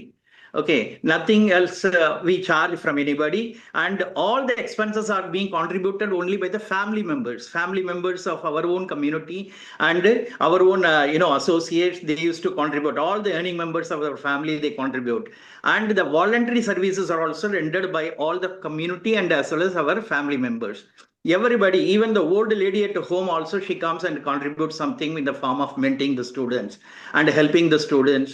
Okay, அந்த மாதிரி இருக்கிறதுனால அவங்களுக்கும் ஒரு commitment, அவங்களுக்கும் ஒரு changes, அவங்களுக்கும் ஒரு 5 daysல வந்து குழந்தைகளுக்கு செய்யறோங்கிற ஒரு திருப்தி, அந்த மாதிரி ஒரு நல்லா போயிட்டு இருக்குது. அது மாதிரி சீனியர் லெவல் கேம்ப் மெட்ராஸ்லயும் நல்லா போயிட்டு இருக்குது. இது வந்து அடுத்த கம்யூனிட்டி மற்றபடி வெளியூர்ல கொண்டு போய் செய்யணும்னாலும் நம்ம செய்யலாம். If there are takers, if they are people to approach, and we are ready to do that also. We can also take up that. Yes ma'am. Yes ma'am. இது நல்லது. நிறைய கூடுதல் தகவல்கள் சொல்லியிருக்கிறீங்க. எதுவும் நம்ம ஐயா அவர்களும் சரி, ஒரே நேர்கோட்டில் பயணிக்கிறதுனால இதற்கான ஆர்வம் இருப்பவர்கள் அவங்க வந்து அப்ரோச் பண்ணா நீங்க யூ கேன் டூ த நீட்ஃபுல்னு சொல்லி ரொம்ப கிளியரா நீங்க சொல்லியிருக்கீங்க. மிக்க நன்றி இணைந்திருந்து. இதுல வந்து madam one more thing, focus வந்து peer learning is a main focus. The children, they learn among themselves. They learn among themselves about, you know, and taking care of each others. Okay, all those things are going on very well. Yes. Yes. That is very important. ஏன்னா அந்த pier learning தான் இப்போ most, அதாவது top most ப்ரையாரிட்டின்னு சொல்லலாம். அந்த மாதிரியான சூழல்ல தான் நம்ம இருக்கோம். அதை நீங்க கொண்டு போய் சேர்க்கிறது பெரிய விஷயம். நன்றி. நன்றி. நன்றி. இப்போ வந்து நிறைவுக்கு வந்தாச்சு. அருள் கூர்ந்து பொறுத்தருள்க எல்லாரும். இன்னும் 2 கேள்விதான். நாங்க முறைப்படி நிகழ்ச்சியை நேர்காணல் முடிச்சிட்டு அதுக்கப்புறம் நம்ம பேசுவோம். ஆனா கேட்க நினைச்சது வந்து, இங்க சொல்லித்தரக்கூடிய ஆசிரியர்களை நீங்க எப்படி தேர்ந்தெடுக்கிறீங்க? அதுவும் நீங்க வந்து யாராவது நண்பர்கள் மூலமா வராங்களா, இல்ல நீங்களே பர்டிகுலரா எனக்கு இப்படிப்பட்டவங்க பேசினா நல்லா இருக்கும்னு எப்படி தேர்ந்தெடுக்கிறீங்க? எப்படி முடிவு செய்றீங்க? இது ஒரு நல்ல ஒரு முக்கியமான, அதுல வந்து என் கூட பயணிகளை பத்தி நான் கண்டிப்பா சொல்லியே ஆகணும். 2007 நான் இந்த கேம்பை ஆரம்பிச்ச தருணத்துல குவாண்டம் லீப் அகாடமின்னு சொல்லிட்டு அவங்க தான் லைஃப் ஸ்கில் ட்ரைனர்ஸ். அந்த அவங்க அந்த நிறுவனத்தை ஆரம்பிச்சு 1 வருஷம் தான் ஆயிருந்தது. அப்போ அதுல தர்மா, ஸ்ரீகாந்த் அந்த 2 பேரும் தான் சேர்ந்து அந்த ட்ரைனர்ஸ் எல்லாம் கொண்டு வராங்க. அவங்க வேற கார்பரேட்டுக்கும் பண்றாங்க, ஸ்கூல்ஸுக்கும் பண்றாங்க, அது மாதிரி பெர் லெவல்ல பண்ணிட்டு இருக்காங்க. இப்பொழுது முதல்ல ஆரம்பத்துல துவக்கத்துல அவங்களும் எங்களை மாதிரி தான் இருந்தாங்க. அவங்க தான் வந்து அவங்க எங்களுக்கு முதல்ல உதவி பண்ணி அவங்க மூலமா தான் எல்லா ஃபேக்கல்ட்டியும் நாங்க செலக்ட் பண்ணோம். அவங்க தான் கொடுத்தாங்க. ஸோ அதுவும் இத்தனை ஒரு 18 வருஷ காலமா அவங்க வந்து எங்களோட இணைந்து பயணிச்சுட்டு வராங்க. ஸோ இந்த வருஷமான கேம்புக்கு அவங்க தான் வராங்க. ஸோ அதை பத்தி நான் கண்டிப்பா சொல்லி ஆகணும். அது இல்லாமல் வேற என்ன ஃபேக்கல்ட்டி அப்படின்னா, ரொட்டேரியன் சேஷாத்ரின்னு ஒருத்தர் இருக்காரு. அவர் ரோட்டரி கிளப்ல வந்து அந்த கேம்புக்குலாம் போய் கிளாஸஸ்லாம் எடுப்பாரு. அவரும் எங்களோடய கிட்டத்தட்ட ஒரு 15 வருஷமா பயணிக்கிறாரு. அவருடைய மேன்மை என்னன்னு கேட்டீங்கன்னா, அவர் கின்னஸ் புக் ஆஃப் வேர்ல்ட் ரெக்கார்ட்ஸ்லயே ஹோல்டர். அவரு ஒரு அந்த பிலாட்டலின்னு சொல்லுவோம் இல்லையா, தபால் தரைகள் சேகரிக்கிறது, அதுல வந்துட்டு அவர் சிங்கிள் லார்ஜஸ்ட் கலெக்ஷன் ஆஃப் ஸ்டாம்ப்ஸுக்காக கின்னஸ் புக்ல ஒரு ரெக்கார்டு அவர் பேர்ல இருக்கு. ஸோ அந்த மாதிரியானது. அதுவும் இல்லாமல் குழந்தைகளுக்கு மிக அதிக அளவுல உற்சாகம் போட்டக்கூடியவர். அப்படியே குழந்தைங்கள்லாம் சேச்சு தான் கூப்பிடுவாங்க. அவருக்கு 70+ வயசு இருக்கும். ஆனா அந்த அளவுக்கு ஒரு நட்பை பாராட்டி அவங்க கிட்ட போய் ஒரு கிட்டதா போய் அந்த மாதிரி பண்ணுவாரு. அவரும் ரொம்ப ருசிகரமான ஒரு ஃபேக்கல்ட்டி அவரு. அவர் இல்லாமல் அப்புறம் NLP பத்தி நான் சொன்னேன், கிருஷ்ண பிரசாத்னு ஒரு ஃபேக்கல்ட்டி, அப்புறம் ஜெயந்தின்னு ஒரு ஃபேக்கல்ட்டி. அவங்க தான் கம்யூனிகேஷன், இந்த குட் எர்த் ஸ்கூல்னு சொல்லிட்டு இந்த மனம் குன்றிய குழந்தைகள் இருக்காங்க இல்லையா, அவங்களுக்கெல்லாம் பாடம் எடுக்கக்கூடிய ஒரு டீச்சர். அவங்களே வந்து இங்க இந்த கம்யூனிகேஷன், இங்கிலீஷ் அதை பத்திலாம் எடுப்பாங்க. ஸோ இது இல்லாமல் நாங்க வந்து வாழ்க்கையில வந்து 10th +2 வெற்றி அடைந்த பசங்க, ஸ்டேட் ரேங்க் வாங்கினாங்க. அவங்க எல்லாம் வந்து அவங்களும் தன்னுடைய இதை வந்து எப்படி நாங்க அந்த இதை அச்சீவ் பண்ணோம்னு சொல்லுவாங்க. அதே மாதிரி நான் முன்ன சொன்ன மாதிரி அந்த IAS IPS அதிகாரிகளும் ஒரு வாழ்க்கையில வெற்றி அடைந்தவங்களும் வந்து தங்களுடைய கருத்தை பகிர்ந்துக்கும் போது ஒரு முழுமையான இதுவாக இருக்கும். இது இல்லாமல் பிள்ளைகளை நாங்கள் வந்து எஜுகேஷனல் டூர்னு சொல்லிட்டு ஒரு நாள் அழைச்சிட்டு போவோம். அது IIT மெட்ராஸ்க்கு அழைச்சிட்டு போயிருக்கோம், பிர்லா பிளானட்டரியம் அழைச்சிட்டு போயிருக்கோம். இந்த மாதிரிலாம் போகும்போது அவங்களுக்கு ஒரு புதிய அனுபவம், ஒரு புத்துணர்வும் இதுவும் தெரியுது அவங்களுக்கு. ஸோ இதான் முக்கியமானது. முக்கியமான ஒரு விஷயம் இங்கே, அதாவது மாணவர்கள் அந்த வெற்றி பெற்று இந்த கல்லூரிகள்ல படிச்சுட்டு இருக்கவங்க, இல்ல நம்ம உயர் பள்ளி முடிச்சு போன பிள்ளைகள் எல்லாம் கூட்டு வந்து பேச வைக்கிறது அவங்களுக்கு இன்னும் ஒரு உற்சாகமா இருக்கும். ஏன்னா அவங்க கண்ணெதிரில பார்க்கக்கூடிய மாணவர்களை பார்க்கும் பொழுது இன்னுமே சிறப்பா இருக்கும். ரொம்ப சிறப்பா பதில் சொன்னீங்க. அடுத்ததான் நான் கேட்க நினைச்சது, இதுல இருக்கக்கூடிய நன்மை, அதுல இருக்கக்கூடிய சிக்கல்கள்னு எதை பாக்குறீங்க? ரொம்ப முக்கியமானதை மட்டும் சுருக்கமா சொல்லும்படி அன்போடு கேட்டுக்கொள்கிறேன். நான் ஃபர்ஸ்ட் வந்து நன்மையை சொல்றேன். என்னன்னா, இப்போ நாங்க ஒரு 18 வருஷமா இதுல போயிட்டு இருக்கும்போது ஒரு குழந்தை வந்து இன்னைக்கு இருக்குது, ஒரு 3 வருஷம் 4 வருஷம் அந்த கேம்ப்ல படிச்சுட்டு போயிட்டு அந்த குழந்தைய நான் ஒரு 1 இயர் பார்க்க அந்த குழந்தைய பார்த்தேன். அந்த குழந்தைய பார்க்கும்போது என்ன சொன்னுச்சு, எனக்கு இப்பெல்லாம் எது பயமே இல்லை ஆண்டி, நான் வந்து எங்க வேணாலும் ஆபீஸ்ல வந்து எல்லாரோடையும் பேசுறேன், நல்லா பழகுறேன். முதல்ல எங்க அம்மா விட்டு பெங்களூர்ல வந்து நான் தனியா இருந்து சமைச்சு சாப்பிடுறேன், கட்டெல்லாம் கழுவி துணியெல்லாம் துவைக்கும் போதெல்லாம் எனக்கு வந்து ஞாபகம் வந்து இந்த பயிற்சி தான் ஞாபகம் வரும். கோடைக்கால பயிற்சியில நம்ம பண்ண ஞாபகம் வரும் போது எனக்கு அதை கேட்டதுமே ரொம்ப சந்தோஷமா. இதுல வந்து சிக்கல்னு இருக்கு. சிக்கல் என்னன்னா நம்ம வந்து ஒரு ப்ரோக்ராம் ஸ்டார்ட் பண்ணோம்னா இப்பதான் இவர் ரிட்டையர் ஆயிட்டாரு. இதுக்கு முன்னாடி ஆபீஸ் போயிட்டு வந்ததுக்கு அப்புறம் டின்னர் முடிச்சுட்டு அவர் அடுத்த காலத்துக்கு என்னென்ன பண்ணணுங்கிறத லேப்டாப்ல உட்காந்து நைட்டு 1 மணி வரையும், அதாவது எத்தனை குழந்தைங்களை சேர்க்கறது, என்னென்ன பயிற்சி கொடுக்கறது, யார ஃபோன் பண்ணி இன்ட்ராக்ட் பண்றது, இதெல்லாம் வந்து அவர் தொடர்ந்து 1 மாசம் போல அதுலயே இருப்பாரு. அது ஒரு சிக்கல். 2வது வந்து நான் அனுபவிச்ச சிக்கல் என்னன்னா, நான் ஷார்ட்டா சொல்லிடுறேன். இந்த குழந்தைங்களெல்லாம் நான் வந்து கும்பகோணத்துல கரெக்ட் பண்ணி ஒரு திருவள்ளுவர் பஸ், பெரிய பஸ், கவர்மெண்ட் பஸ்ஸை பிடிச்சி, நான் ஒரே ஆளு தான். 40 பசங்க இருந்தா 20 பசங்க ஆண்கள், 20 பசங்க பெண்கள் இருக்குன்னு எல்லாரையும் ஒன்று திரட்டி நான் கூட்டிட்டு வரேன் பாருங்க. அது ஒரு பெரிய விஷயமாவே எனக்கு தெரியாது. அந்த நடுப்புற ஒரு பிரேக் எடுக்கும் போது ரெஸ்ட் ரூம் போகணும்னு சொல்லுவாங்கல்ல, ஒன்னு இடத்த திட்டுன்னு எல்லாம் ஓடி போயிடும்.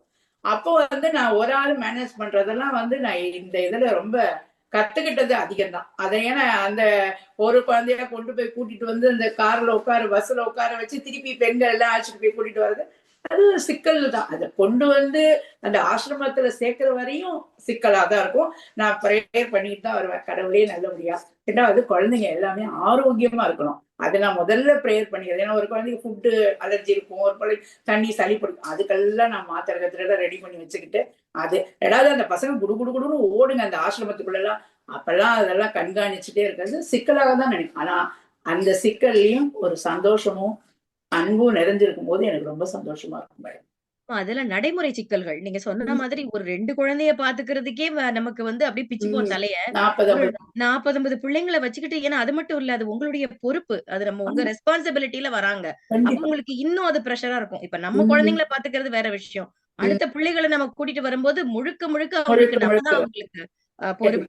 அதுவே உங்களுக்கு ஒரு பிரஷரா இருக்கும். அதெல்லாம் நீங்க கவனிக்கிறது, அது ஒரு தனி ஆளா இருந்து அவ்வளவு பேரையும் கவனிச்சது பெரிய விஷயம் தான் உங்களுக்கு.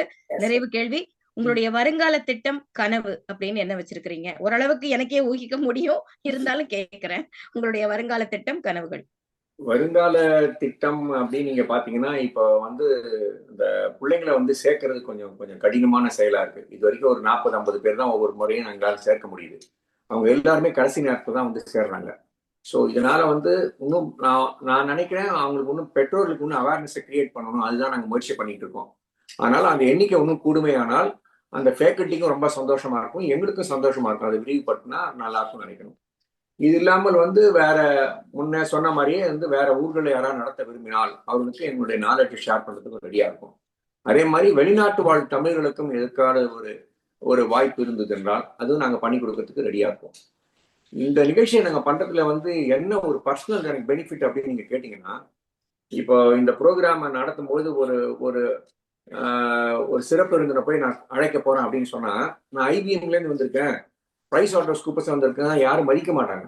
ஆனா ஒரு சோசியல் ஆக்டிவிட்டி பண்ணிட்டு இருக்கேன், அதுக்கு நீங்க பிள்ளைங்களை பார்த்து பேசணும் அப்படின்னு நான் கூப்பிட்டேன்னா, அதனால அவர் வெயிட் பண்ணி செக்ரட்டரிட்ட சொல்லி வெயிட் பண்ணி அவர் எவ்வளவு நேரம் இருந்தாலும் எனக்காக வர முடியுதோ இல்லையோ ஒரு டைம் கொடுத்து என்ன பேசுறதுக்கு அனுமதிக்கிறேன்.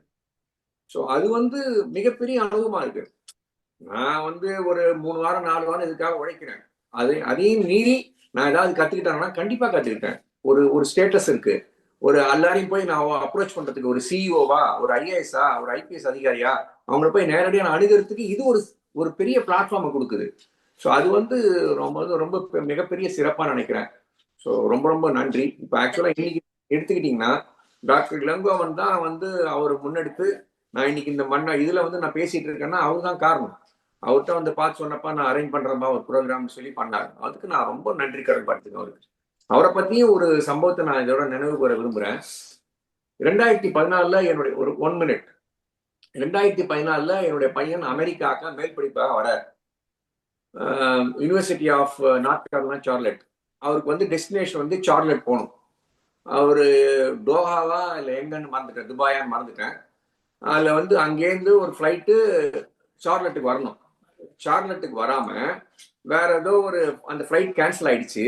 அதனால அவருக்கு வந்து பிலடெல்பியா போற ஊருக்கு ஏற்றி விட்டாங்க. அவருக்கு முதல் முறை அப்பதான் பயணிக்கிறாரு, வெளிநாட்டு பயணம். அவரோட மொபைல் ஃபோன் போயிடுச்சு, சார்ஜ் போயிடுச்சு. அதனால எனக்கு ஒரு தயக்கமானது, ஏன்னா முதல் அனுபவம் வேற.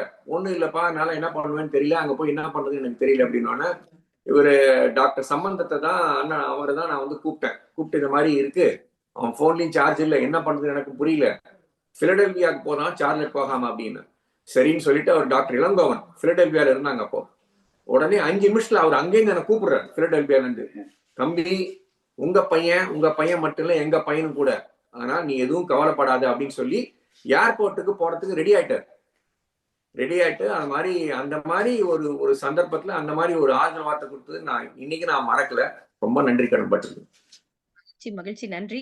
இப்போ நம்ம உங்களுடைய பவர் பாயிண்ட் ஸ்லைடு ஒண்ணு ஷேர் பண்ண போறீங்க. அதுக்கு முன்னாடி நம்ம சோமா ஐயா கேட்டுட்டு இருக்காங்க. நம்ம பவர் பாயிண்ட் போடணுமா, எப்படி போடணுமா, வேணாமா? நீங்க உங்களுக்கு நேரம் இருந்ததுன்னா ஒரு 2-3 ஸ்லைடு மட்டும் பேசுவோம். போடுங்க பவர் பாயிண்ட் போட்டுருங்க. பெரும்பாலான பாயிண்ட கவர் பண்ணிட்டோம். சரி, பவர் பாயிண்ட் போடுங்க. அவரை ஷேர் கொடுங்கம்மா. அவர்ட்ட இருக்கு ஐயா. நீங்க ரகு நீங்க பண்ணலாங்க. பவர் பாயிண்ட் போட்டுருங்க. போட்டதே கவர் பண்ணதெல்லாம், ஆமா கவர் பண்ணதெல்லாம் விட்டுட்டு கவர் பண்ணாதத நீங்க சொல்லுங்க. ஆமா, அது மட்டும் தான் சொல்ல போறேன். நல்லது, வாங்க. அடுத்த ஸ்லைட் சொல்லுங்க. சோ இதுக்கு அப்புறம் நன்றி சொல்லலாம் மேடம். Right, next slide. இதுலதான் வந்து ஐயாவை பத்தி நாங்க சொல்லிட்டோம், வித்யா சம்பந்தம் அம்மையாரை பத்தி நாங்க சொல்லிட்டோம். இப்ப வந்து நீங்க கேட்டீங்க இந்த மாதிரி குருகுலம் ஸ்டைல்ல பண்ணணும் அப்படின்ட்டு. இதுக்கான ஒரு 2 ஒரு குறளையும் ஒரு மந்திரத்தையும் திருமந்திரத்தையும் சொல்ல விரும்புறேன். யாவர்க்குமாம் இறைவர்க்கு ஒரு பச்சிலை, யாவர்க்குமாம் பசுவுக்கு ஒரு வாயுரை, யாவர்க்குமாம் உண்ணும் பொழுது கைப்பிடி, யாவர்க்குமாம் பிறர்க்கு இன்னுரை தானே. அதனால நம்மளால முடியாட்டி கூட ஒரு நல்ல பேச்சாவது பேசணும் அப்படின்னு சொல்லி இது வந்து நம்ம சம்பந்தம் அவர்கள் அடிக்கடி சொல்லிட்டு இருப்பாங்க. இதுதான் வந்து ஒரு தாரக மந்திரமா நாங்க மக்கள்கிட்ட போய் இந்த கேம்பை தெரிவிக்கும் பொழுது பண்ணிட்டு இருந்தோம். Next slide. இன்னொரு திருக்குறளையும் நான் இதுல சொல்ல விரும்புறேன். Thirukkural previous slide. இன்பம் இழையான் வினை விழைவான் தன்கேளில் துன்பம் துடை தோன்றும் தூண். இது வந்து நாங்க இந்த கேம்ப் ஆரம்பிக்கிறதுக்கு முன்னாடி இந்த குறள் தான் வந்து ஒரு பெரிய ஒரு உந்துதலா இருந்தது.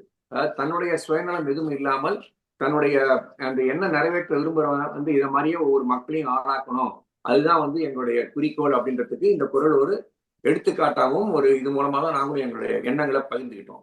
Next slide. இப்போ அப்ஜெக்டிவ்ஸ் பத்தி நம்ம நிறைய பேசிட்டோம், அதை பத்தி அது வேண்டாம். அடுத்த slide. Next slide. Next slide. இது வந்து அந்த கேம்ப் ஆசிரமத்தை பத்தி நான் கொஞ்சம் சொல்லியே ஆகணும். இந்த கேம்ப் வந்து அந்த ஆசிரமம் சுத்தானந்த ஆசிரமம் வந்து ஒரு 5 ஏக்கர் கேம்பஸ். அதை வந்து நாங்க எப்படி செலக்ட் பண்ணோம், எந்த நேரத்துல பண்ணோம், அதை நான் முன்னாடியே சொல்லிட்டேன். இந்த கேம்ப்ல வந்து வெளியில இருக்கிற டெம்பரேச்சரோட ஒரு 3 டிகிரி எப்போதும் கம்மியா இருக்கும். அந்த அளவுக்கு மரங்கள் இருக்கும், விளையாட்டு திடல் இருக்கும், தியான மண்டபம் இருக்கும், கோயில் இருக்கும், எல்லாமே இருக்கும். ஸோ அதனால அது ஒரு இன்டகிரேட்டட் பிளேஸ். அது எங்களுக்கு முதல்லேருந்தே ஒரு நல்ல ஒரு வாய்ப்பா அமைஞ்சது. ஸோ அதுதான் வந்து அந்த ஆசிரமத்தோட சிறப்பு. அதையே தான் நாங்க எங்களுடைய வென்யூவா மாத்திக்கிட்டோம் 2007. அது முடியாதப்பதான் கும்பகோணத்துல பண்றோம். Next slide. ஏஜ் குரூப்பையும் டார்கெட் சில்ட்ரனை பத்தியும் முன்னாடி சொல்லிட்டோம். அடுத்தது அப்புறம் கோர்ஸ் கரிக்குலம் சொல்லாம செல்ஃப் அவேர்னஸ் பண்றோம், goal setting, communication. Next slide. Team building, team management, இதுக்கெல்லாம் வந்து ஒரு சின்ன ஒரு குட்டி கதையும் சம்பவத்தையுமே நான் சொன்னேன். Leadership quality, stress management and failure management. அடுத்தது நியூரோ லிங்குவிஸ்டிக் ப்ரோக்ராம் பத்தி நான் சொன்னேன், காலையில 4:30 மணிக்கு எழுந்திருக்கிறது. அப்புறம் communication and spoken English by Jayanthi. So இதான் யோகா, இதெல்லாம் வந்து நாங்கள் சொல்லிக் கொடுக்குறோம். இதான் எங்களோட கோர்ஸ் கரிக்குலம். பொதுவா ஃபேக்கல்ட்டி தான் கிருஷ்ண பிரசாத், தர்மலிங்கம் தான் சொன்ன குவாண்டம் லீப் அகாடமி, அப்புறம் ஸ்ரீகாந்த், அவரும் குவாண்டம் அகாடமியோட ஒரு நிறுவனர் அண்ட் ஃபெசிலிட்டேட்டர் ஜெயந்தி, அப்புறம் சேஷாத்ரி தான் நான் சொன்னேன் Guinness book of world records. இவங்கெல்லாம் எங்களோட ஃபேக்கல்ட்டி. நெக்ஸ்ட். ஸோ இதுக்கு வந்து நிறைய கெஸ்ட் ஆஃப் ஆனர்ஸ் நிறைய பேர் வந்திருக்காங்க. அதில் கொஞ்சம் பேரை மட்டும் நான் காலம் இன்மையினால இதை குறிப்பிடுறேன். பிரதீப் பிலிப்னு ஒரு IPS அதிகாரி வந்து நான் சொன்னதுக்காக வந்து பசங்களோட சேர்ந்து எப்படி இது மாதிரி ஒரு போலீஸ் கேரியரை IPS தேர்ந்தெடுக்கலான்னு வந்து ஷேர் பண்ணிக்கிட்டாரு. அதே மாதிரி அந்த சுவாமி சுத்தானந்தாவும் அவருடைய பசங்க வந்து இந்த வயசுல எண்ணத்துல நம்ம ஃபோக்கஸ் பண்ணணும் பத்தி எப்போதுமே ஒரு 3/4 மணி நேரம் அவங்களோட பேசுவாங்க. ரமேஷ் பிரபான்னு சொல்லிட்டு அவரு கலாக்சி கம்யூனிகேஷனோட அதிகாரி. அவரும் வந்து பசங்களோட கலந்துக்கிட்டு நிறைய ப்ரோக்ராம்லாம் பண்றாரு. தினமலர் பத்திரிக்கைலாம் அவருடைய வந்து நிறைய ப்ரோக்ராம் அண்ட் இன்டர்வியூஸ்லாம் வந்திருக்கு. அப்புறம் எம்ஆர்எலோட சேர்மன் ராமலிங்கம் ஐயா அவர்களும் வந்து தன் பசங்களோட ஷேர் பண்ணிக்கிட்டாரு. அப்புறம் முத்துசாமி இவங்களும் வந்து சிஜினிக்ஸ் ஃபார்மான்ற ஒரு கம்பெனில ஒரு தலைமை அதிகாரி இருக்காங்க, அவங்க பண்ணாங்க. இவங்க எல்லாம் வந்து கெஸ்ட் ஆஃப் ஆனர்ஸ். அவர் என் கூட பயணிக்கிறார் முத்துசாமி 20 வருஷமா. ஸோ அடுத்து இன்னும் நிறைய பேர் இருக்காங்க. நான் அடுத்த இதுக்கு போயிடலாம். அவுட்டோர் எஜுகேஷனல் ட்ரிப்ஸ் நான் இதை பற்றி முன்னாடியே கூறியிருக்கேன். ஐஐடி போகிறோம், பீச் போகிறோம், அதுக்கப்புறமா வந்து பிர்லா பிளானட்டேரியம் போகிறோம். ஸோ இதெல்லாம் வந்து எக்ஸ்டர்னல் ஆக்டிவிட்டிஸ் கண்டிப்பாக 1 நாள் இல்லாட்டி 6 நாள் இருக்கும். அப்புறம் முன்னாடியே சொன்னாங்க சுகுணா மேடம், இதை பற்றி என்னென்ன அதர் அட்ராக்ஷன்ஸ் இருக்குன்னு. அந்த வாழ்க்கை கல்வி இல்லாமல் என்ன பண்ணணும் அப்படின்றப்போ ஃபிலாட்டலியை பற்றி சொல்லிக் கொடுப்போம். அந்த சேஷாதிரி வந்து ஒரு ஸ்டாம்ப் எக்ஸிபிஷன் வச்சு பசங்களுக்கு எல்லாத்தையும் சொல்லிக் கொடுப்பாரு. அப்புறம் மோட்டிவேஷனல் போஸ்டர்ஸ், இந்த போஸ்டர்ஸ் ஒரு 40-50 போஸ்டர்ஸ் வச்சுட்டு அதை பற்றி நாங்கள் விளக்கி சொல்லுவோம். அப்புறமா வந்து கராத்தையை பற்றி ஒரு வாட்டி டெமோ பண்ணோம். ஸ்லோகமை பற்றி பண்ணுறதுக்கு ராதா தம்பான் அவர்கள் வந்துட்டு அவங்க பசங்களுக்கு ஸ்லோகம்லாம் சொல்லி கொடுத்தாங்க. ஸோ அப்புறமா இதை மாதிரி மேஜிக் ஷோ, இது கூட ஒரு சில நாட்கள்ல வந்து நாங்கள் மேஜிக் ஷோ கூட அவங்களுக்கு ஒரு புதுமையாக இருக்கணும், ஒரு நல்ல இதுவாக இருக்கணும், ஃபன்னுக்காக அதுவும் கூட பண்ணியிருக்கோம். ஸோ இதெல்லாம் வந்து அதர் அட்ராக்ஷன்ஸ். ஸோ இதை பற்றி மீடியாலேயும் நிறைய வந்திருக்கு. Hindu, Indian express, Dinamalar, so இந்த மாதிரி எல்லா பத்திரிகைகளும், கல்கி, இது எல்லாத்தையும் பற்றி எங்கள் கேம்பை பற்றி வந்திருக்கு. இதில் வந்து ஒரு நெகிழ்ச்சியான சம்பவம்லாம் என்ன சொல்லணும்னா, ஒரு சமயம் இந்து ரிப்போர்ட்டர் எனக்கு உடல்நிலை சரியில்லாத காரணத்தினால வீட்டுக்கே வந்து, அவருக்கு கேம்புக்கு வர முடியல, வீட்டுக்கே வந்து என்னை இன்டர்வியூ எடுத்து அதை வந்து ஹிந்துல போட்டாரு. அது மாதிரி ஒரு சந்தர்ப்பம் வந்து எப்படி கிடைச்சுன்னா, இந்த கேம்ப்ல நான் பண்ண வயசு தான் எனக்கு கிடைச்சது. ஸோ அதெல்லாம் வந்து மிகப்பெரிய சம்பவம். ஃபீட்பேக் பற்றி நான் சொல்லியிருக்கேன். ஸ்டூடெண்ட்ஸோட ஃபீட்பேக் இது எல்லாமே வந்து யூடியூப்ல நாங்கள் போட்டிருக்கோம். அது ஒரு வீடியோவே இருக்கு, அதை நீங்க எல்லாருமே பார்த்துக்கலாம். ஸ்டூடெண்ட்ஸோட ஃபீட்பேக்கும் இருக்கு, பேரண்ட்ஸோட ஃபீட்பேக்கும் தனித்தனியா 2 வீடியோ இருக்கு, அதை நீங்க பார்க்கலாம். நான் ஷேர் பண்றேன். ஆக்சுவலா ஆனந்தி மேடமும் இதுல ஷேர் பண்ணிருக்காங்கன்னு நினைக்கிறேன் 2 வீடியோ. நம்ம இதுல போடுவோம், லிங்க் கொடுத்துறோம். வீடியோ அவங்கவுங்க பாத்துக்கிட்டோம். ஆமா போதும். அடுத்தாப்புல ஒரு 2 நண்பர்கள் கூடமா, ரொம்ப நீண்ட கால நண்பர் டாக்டர் காந்திலால் அப்படின்ட்டு அறுவை சிகிச்சை மருத்துவர். நாங்கள் 3 பேரும் தான் ஒன்றா வந்தோம். அவர் வந்து ஒரு பட்டிக்காடு பிஎட் டவுன் அப்படின்னு இல்லைனாயில் ஒரு பட்டிக்காடுலாம் அங்கே பெரிய வரவேற்பு. அவருக்கு ஊரே திரண்டு அவருக்கு ரிட்டையர்மெண்ட் பார்ட்டி கொடுத்தாங்க. அவர் எங்கள் நெருங்கிய நண்பர், அவரை கூப்பிட்றேன்.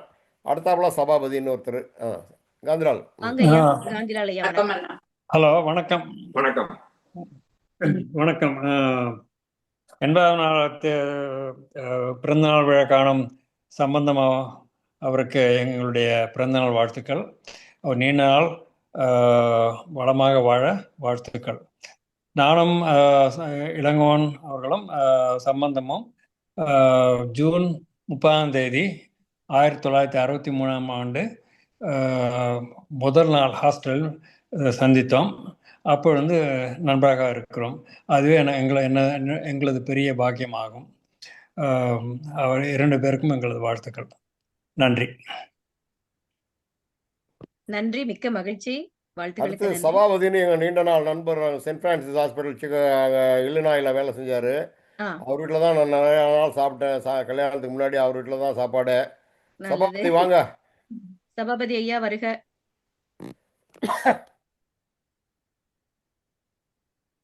சரி, அவரு தெரியல. ஐயா நாஞ்சில் வாழ்த்துறை. ஐயா நாஞ்சில் இருக்கீங்களா? நாஞ்சில் ஐயா இருக்கீங்களா? சரி, தமிழ்மணியை கூப்பிடுமா, தமிழ்மணியை கூப்பிடுங்க. ஐயா, நம்ம நன்றி உரை முடிச்சிட்டு எல்லார்கிட்டயுமே கேட்க போறோங்க ஐயா. இல்லம்மா, எல்லாத்துக்கும் நேரம் இருக்காது போல இருக்கு. முடிச்சிட்டோம், நிகழ்ச்சி முடிச்சாச்சு நம்ம. சரி, தமிழ்மணி. எல்லாருக்கும் வணக்கம். ரொம்ப சிறப்பா நிகழ்ச்சி பண்ணிருக்கீங்க ஆனந்தி. ஆனந்தி ஒரு பாட்டு கூட சூப்பரா பாடுவாங்க, அதை மறந்துட்டீங்க நீங்க சொல்றதுக்கு. நீங்க அழகா எவ்வளவு பாடுவீங்கன்னு அதை குறிப்பு எல்லாரும் சொல்ல மறந்துட்டாங்கன்னு சொல்றேன். அதுக்கப்புறம் நான் சம்பந்தம் அங்கிளுக்கும் விஜய் ஆண்டிக்கும் ரொம்ப பிறந்த நாள் வாழ்த்துக்கள் அங்கிள். ரொம்ப நன்றி. என்ன சொல்லணும்னு நினைச்சேன்னா நீ திடீர்னு கூப்பிட்டாங்க. சம்பந்த் அங்கிள் எப்படின்னா எங்களுக்கு வந்து எங்க குடும்பத்துக்கே ஒரு காட் ஃபாதர்னு சொல்லலாம். அதனால எங்க எல்லாத்துக்குமே ஹி வாஸ் என்ன சொல்றது இன்ஸ்பைரிங் பர்சன். வந்து எந்த சுச்சுவேஷனுக்கா இருந்தாலும் ஒரு சொல்யூஷன் வச்சிருப்பாரு. வெரி சிம்பிள் சொல்யூஷன் தான். ஆனா அவங்க சொன்னதை கேட்டாங்கன்னா நம்ம வந்து வாழ்க்கையில உருப்பிட்டுறலாம். ஸோ அதனால ரொம்ப ரொம்ப நன்றி. உங்களை இந்த சமயத்துல பார்த்து எனக்கு ஒரு வாழ்த்து சொல்றதுக்கு ஒரு ஆப்பர்ச்சுனிட்டி கிடைச்சது. ரொம்ப அது இல்லாம எங்க எப்படி சொல்லணும்னா எங்க அப்பா எல்லாம் பாத்தீங்கன்னா யாரை பார்த்தா கூட அவ்வளவு சந்தோஷம் வராது. சம்பந்த் அங்கிள் வராருன்னு சொன்னா போதும், ஷி கெட் சோ எக்ஸைட்டட். அவங்களோட உட்கார்ந்து சாப்பிடுறது என்ன, பேசுறது என்ன, அந்த கதையெல்லாம் சூப்பரா பேசிப்பாங்க ரெண்டு பேரும். அதெல்லாம் நாங்க பார்த்திருக்கோம். அதனால எங்களுக்கு ரொம்ப அதுல சந்தோஷம். சாரி, எனக்கு சமைச்சிட்டு இருந்தேன், அதனால ஒரு மாதிரியா இருக்கேன். ஸோ ரொம்ப ரொம்ப நன்றி uncle for being there for all of us. அப்புறம் விஜய் ஆண்டி பத்தி சொல்லணும், டக்குன்னு சொல்லிடுறேன். விஜய் ஆண்டி நான் என்ன சொல்றேன் அவங்களன்னா, நோ நான்சென்ஸ் ஆண்டி அவங்களுக்கு பேரு. எந்த விஷயம் வச்சுக்க மாட்டாங்க, ஸ்ட்ரெயிட்டா ஒரே அடிதான். இதை பண்ணாதன்னு சொல்லிட்டு போயிட்டு ஐ அட்மயர் தட் அபவுட் ஹர். ஏன்னா நமக்கு இருக்கிறவங்க எல்லாம் இந்த ஸ்ட்ராங் மென் பர்சனாலிட்டியில குறுக்க வந்து பூந்து எல்லாத்தையும் ஒரே அடி தள்ளிட்டு போயிட்டே இருப்பாங்க. And I love her for that. And ரெண்டு பேருக்கும் ரொம்ப ரொம்ப நன்றி for all that you guys do. எல்லாரையும் பார்த்ததுல என்ன சந்தோஷம். காந்திலால் அங்கிள், அப்புறம் அவங்க ஜிகே, அவங்க சின்ன அவங்களையும் நாங்க இப்பதான் மீட் பண்ணோம். உங்களோட வாழ்த்து ரொம்ப ரொம்ப பெரிய விஷயம் நீங்க பண்ணிட்டு இருக்கீங்க. பார்க்கும்போது பேச முடியல. எங்க பசங்க தான் சொன்னாங்க அவங்க ரெண்டு பேரும் ரொம்ப நல்லா எங்க கிட்ட பேசிட்டு இருந்தாங்க அப்படின்னு. ஏன் இப்ப எனக்கு புரியுது. ஏன்னா உங்களுக்கு பசங்க கிட்ட எவ்வளவு ஒரு ஈர்ப்பு இருக்கு, எப்படி எல்லாம் பேசுறீங்கன்னு சொல்லிட்டு. ரொம்ப ரொம்ப நன்றி. தேங்க்யூ சிரா தமிழ். நன்றி நன்றி. சரிம்மா, சரவணன் நன்றி சொல்லிட்டு அப்புறமேல சம்பந்தம் விஜய் பேசிட்டும் அதோட முடிச்சிடலாம். சரோமா வாங்கம்மா. அனைவருக்கும் வணக்கம், காலை மாலை வணக்கம். நான் வந்து அண்ணா இந்த வாழ்த்துறை சொல்றதுக்கு முன்னாடி ஒரு இதை நான் 1974 நான் முதல் நாள் அமெரிக்காவுக்குள்ள போடுறேன். நியூயார்க்கில் முதல் சாப்பாடு எங்கன்னா சம்பந்த அண்ணன் விஜய் தான். விஜயோட கைவண்ணத்தை நல்லா காமிச்சது, நல்லா ரொம்ப இம்ப்ரெஸ் ஆகி ரொம்ப நல்லா சாப்பாடு போட்டு. அதே சமயம் 4-5 நண்பர்கள் வேற அதே சமயத்தில். அவங்க பள்ளி குழந்தை தான், அவங்க அப்போ வந்து 17 வயசோ என்னமோ தான். அவங்க வந்து இவ்வளோ பெரிய குடும்பத்தை கவனிக்கிற மாதிரி அவ்வளோ அதுக்கு பாசமும் பண்பும் அறிவும் எல்லாமே இருந்தது. அண்ணனுக்கு வந்து அவருக்கு மெடிக்கல் ப்ராக்டிஸு தமிழ், இது ரெண்டு தான் அவருக்கு கண்ணு. தமிழ் அறிவு ஒரு கண்ணு, இன்னொன்று மெடிக்கல் பேஷண்ட் கேர் இன்னொரு அறிவு. அப்புறமா அதுக்கு மேலே வந்து எல்லாரோட நட்புகள். அதை அவங்கள வந்து எவ்வளவு பாராட்டினாலும் தாகும். அவங்க வாழ்க்கையில் வந்து நிறைய பேருக்கு உதவி செஞ்சுருக்காங்க, நிறைய பேருக்கு ஆறுதல் சொல்லியிருக்காங்க. விஜய் வந்து ரொம்ப அன்பு, கண்டிப்பு, உரிமை. அப்புறம் வந்து அது ஷீ இஸ் வெரி டொனேஷன். அவங்க கிட்ட போய் கேட்டிங்கன்னா அண்ணா இவர் சொன்ன மாதிரி வேலுநம்பி சொன்ன மாதிரி அவங்க உதவி செய்வாங்க. ஆனால் நல்ல ப்ராப்பர் காசு, ஒர்தி காசுக்கு தான் பண்ணுவாங்க. சும்மா அனாவசியமெல்லாம் செலவு பண்ண மாட்டாங்க. அவங்க குடும்பத்துக்கே அவங்க பெரிய ஆலமரம் மாதிரி தான். அதனால அவங்க ரெண்டு பேருமே 2 ஆலமரங்கள். எல்லாத்தையும் தமிழ் கம்யூனிட்டிக்கும் அவங்க ஃபேமிலிக்கும் அவங்க நல்ல உதவி செய்தாங்க. இப்போ அந்த குழந்தைகள் அவங்களுக்கு வந்து நிறைய அடாப்டட் குழந்தைகள், நாட் ஓன்லி தமிழ் குழந்தைகள் பட் ஆல்சோ அதர் குழந்தைகள், இல்லை அதர் கல்ச்சர் பிள்ளைங்க எல்லாம் அவங்கள்ட்ட போய் அப்படியே மாதிரி மொச்சிட்டு இருப்பாங்க எல்லாம் அவங்க வீட்டில். அவ்வளோ மகிழ்ச்சியாக இருக்கும். அவங்க வீட்டுக்கு போனால் எப்போதும் பெரிய மத்தியான நேரத்தில் பார்த்தா ஒரு 20 பேர் எல்லாரும் சேர்ந்து சாப்பிடுவோம், எல்லாரும் சமைப்போம், எல்லாரும் பாத்திரம் கழுவுவோம், எல்லாம் பண்ணுவோம். இது வந்து எல்லாம் அவ்வளோ இதுவாக பாசமாக எல்லாம் பார்த்து எங்களையெல்லாம் மகிழ்ச்சியாக வச்சுக்கிட்டாங்க ரொம்ப. அதனால தான் விடவே மாட்டோம் நாங்கள் அவங்களையெல்லாம் எப்போதும். அண்ணனுக்கு 80வது வயது வந்துருச்சுன்னா நம்பவே முடியல. ஆண்டுகள் ஓடி விட்டன. 2 பேருக்குமே வாழ்த்துக்கள். அப்புறம் வந்து சுகுணா, இவங்க ஜிகே, அப்புறம் ஆனந்தி, இளமாறன், அப்புறம் இவர் திணை அமெரிக்கா, பாலா, பிரபு, அவங்க எல்லாருக்குமே இந்த நிகழ்ச்சியை நடத்துறதுக்கு உதவுனதுக்கு மிக நன்றி. டாக்டர் இளங்கவனுக்கு அதுக்கு மேல நன்றி. அவர் இவ்வளோ பெரிய ப்ரோக்ராம் சீக்கிரட்டா பண்ணிக்கிட்டே இருந்தார். ஏன்னா எனக்கு தெரியாது. இப்பதான் அவர் நிறைய இந்த மாதிரி நல்ல நிகழ்ச்சிகள் நடத்தினா தான் எவ்வளோ பேர் உதவி செய்யறாங்கிறத வெளியில கொண்டு வந்து மற்றவங்களுக்கும் சொன்னா அது ஒரு இன்னொருத்தவங்களுக்கு அது தூண்டுதலா இருக்கும். அவங்களும் செய்ய ஆரம்பிப்பாங்க. நல்லது நமக்கு. அப்புறம் வந்து ஃபார் ஆல் எல்லா 30-40 பேர் வந்திருக்கீங்க. குடும்பங்கள், நண்பர்கள், மற்ற எல்லா தமிழ் நண்பர்கள் எல்லாருக்குமே மிகுந்த நன்றி. உங்க டைம் ஒதுக்கி வந்தீங்க. இது இவர் சபாபதிங்கிறவர், அவர் ரொம்ப ஆழ்ந்த நண்பர். அவரு எப்போதுமே அவங்க சொன்ன மாதிரி அவங்க வீட்டில் தான் சாப்பாடு எனக்கும் நடந்தது. சிக்காக வந்தோன்னே அவங்க வீட்டில் சாப்பாடு. எனக்கு சமையல் கற்றுக்கிட்டது சபாபதி அவரோட ஒய்ஃபு தான் இந்த ஃபோனில் சொல்லி தருவாங்க எப்படி செய்யறதுன்னு. அந்த மாதிரி நல்லா ஆழ்ந்த அன்புள்ளவர்கள். அவங்க எல்லாருக்கும் மிக்க நன்றி. அண்ணனுக்கும் விஜய்க்கும் வாழ்த்துக்கள். அண்ணனுக்கு 80வது வயது வாழ்த்துக்கள். அண்ணன் காந்திலால் அண்ணனுக்கும் வரப்போகுது 80வது வயது வரப்போகுது, விழா நடத்த போறாங்க. மிக்க நன்றி ஆனந்தி, மிக்க மிக்க நன்றி. ரொம்ப அழகா பேசி எங்களை எல்லாம் மயக்கிட்டீங்க. நன்றி, வணக்கம். நன்றிப்பா சரோமா, தங்கள் அன்பிற்கு நன்றி. நன்றி, வாழ்த்துக்களுக்கும் நன்றி. இப்ப நம்ம நேர்காணல் செஞ்சவங்க 2 பேரையும் ஒரு நன்றி உரை சொல்லிடலாம். முதல்ல அவங்க நான் நன்றி சொல்லிட்டுமா வாங்க. நன்றி உரை சொல்றதுக்கு முன்னாடி ஒரு சின்ன ரெக்வஸ்ட். விஜயத்துக்கும் எனக்கும் ரொம்ப நாள் ஒரு ஆசை. இது மாணவருக்கான முகாம் தான் நம்ம பேசிட்டு இருந்தோம். அடுத்த ஜூம்ல நம்ம 40ல இருந்து 60 வயது உள்ள பெண்களுக்கு ஒரு முகாம், இது மாரி ஒரு 5 நாள் முகாம் வச்சு அவங்கள வீட்டுல இருந்து வெளில கொண்டு வரணுங்கிறது என்னோட ஆசை, விஜயத்தையோட ஆசை. அதை நிறைவேற்றணும். அடுத்த ஜூம்ல நம்ம கண்டிப்பா சந்திக்கணுங்கிற ஒரு சந்தோஷத்தோட நன்றியை முடிச்சுக்கிறோம். நன்றி நன்றி. இது நல்லா இருக்கே இந்த டீலிங். நல்லா இருக்க. ஏன்னா அதான் ரொம்ப என்ன அடிக்கடி சொல்லுவாங்க, உன்னால முடியும், நீ பண்ணு, அவங்களையும் கொண்டு ஒரு 5 நாள் வெளியில கொண்டு வருவோம், நம்ம அந்த கேம்பும் நடத்துவோம் அப்படின்னு. அதுக்கு நான் என்ன முயற்சி எதுவும் இன்னும் எடுக்க ஆரம்பிக்கல. அது விஜயத்தை ஸ்டார்ட் பண்ணீங்கன்னா ட்ரெயின் ட்ராக்ல ஏறினா தானா போகும் பாருங்க. ட்ரெயின்ல போகிறதுக்கு ஒரு வழிகாட்டி கொடுத்தா நான் போயிட்டு இருப்பேன். நம்ம இந்த கேம்ப் இதோட நமக்கு 2 பேருக்கும் ரிலேஷன்ஷிப் முடியாது. அடுத்த கேம்ப் நம்ம சந்திக்கலாம். ப்ரீ புக் பண்ணிட்டோம்னு சொல்றீங்க. நல்லது. சார் வாங்க. GK sir. Okay GK sir. இது எப்படி இருக்குன்னா அவங்க 6 அடிச்ச மாதிரி இருக்கு. திடீர்னு லாஸ்ட் பால்ல 6 அடிச்ச மாதிரி சொல்லிட்டாங்க.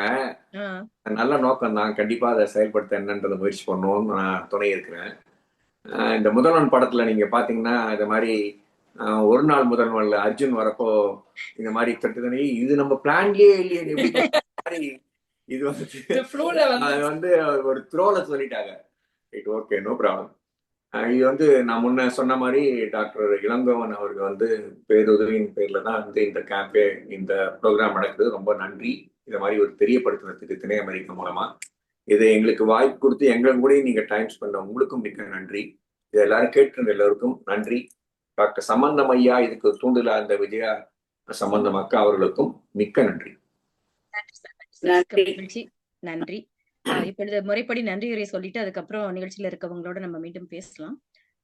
மீண்டும் திணை அமெரிக்கா நடத்திய இந்த அருமையான ஒரு நேர்காணல் நிகழ்வு, நேர்காணல்னு சொல்றதை விட ஒரு கலந்துரையாடல் நிகழ்வாவே மாறிடுச்சு.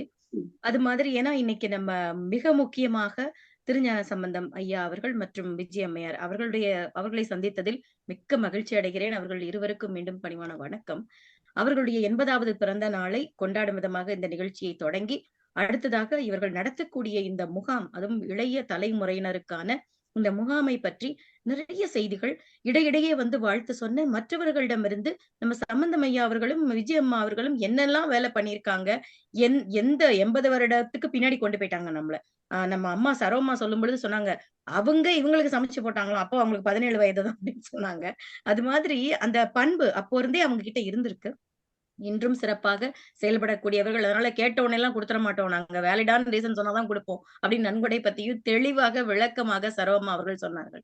இந்த நேர்காணல் நிகழ்வினை ஏற்பாடு செய்ய சொல்லி எங்களுக்கு வழிகாட்டிய நம்ம சோமா ஐயா அவர்களுக்கும் சொன்ன உடனேயே நாம் எடுத்து செஞ்சிடலாம் அப்படின்னு சொல்லி திணை அமெரிக்காவில் இருந்த அனைத்து நிர்வாக குழுவினருக்கும், குறிப்பாக நண்பர் இளமரன் அவர்களுக்கும் இந்த நேரத்தில் நன்றியை சொல்லிக்கொண்டு, இந்த இணைப்பில் இணைந்திருந்து வாழ்த்து சொன்ன, தங்களுடைய கருத்துக்களை பகிர்ந்து கொண்ட அத்தனை நல் உறவுகளுக்கும் எங்களுடைய மனமார்ந்த நன்றியை தெரிவித்து மகிழ்கிறோம்.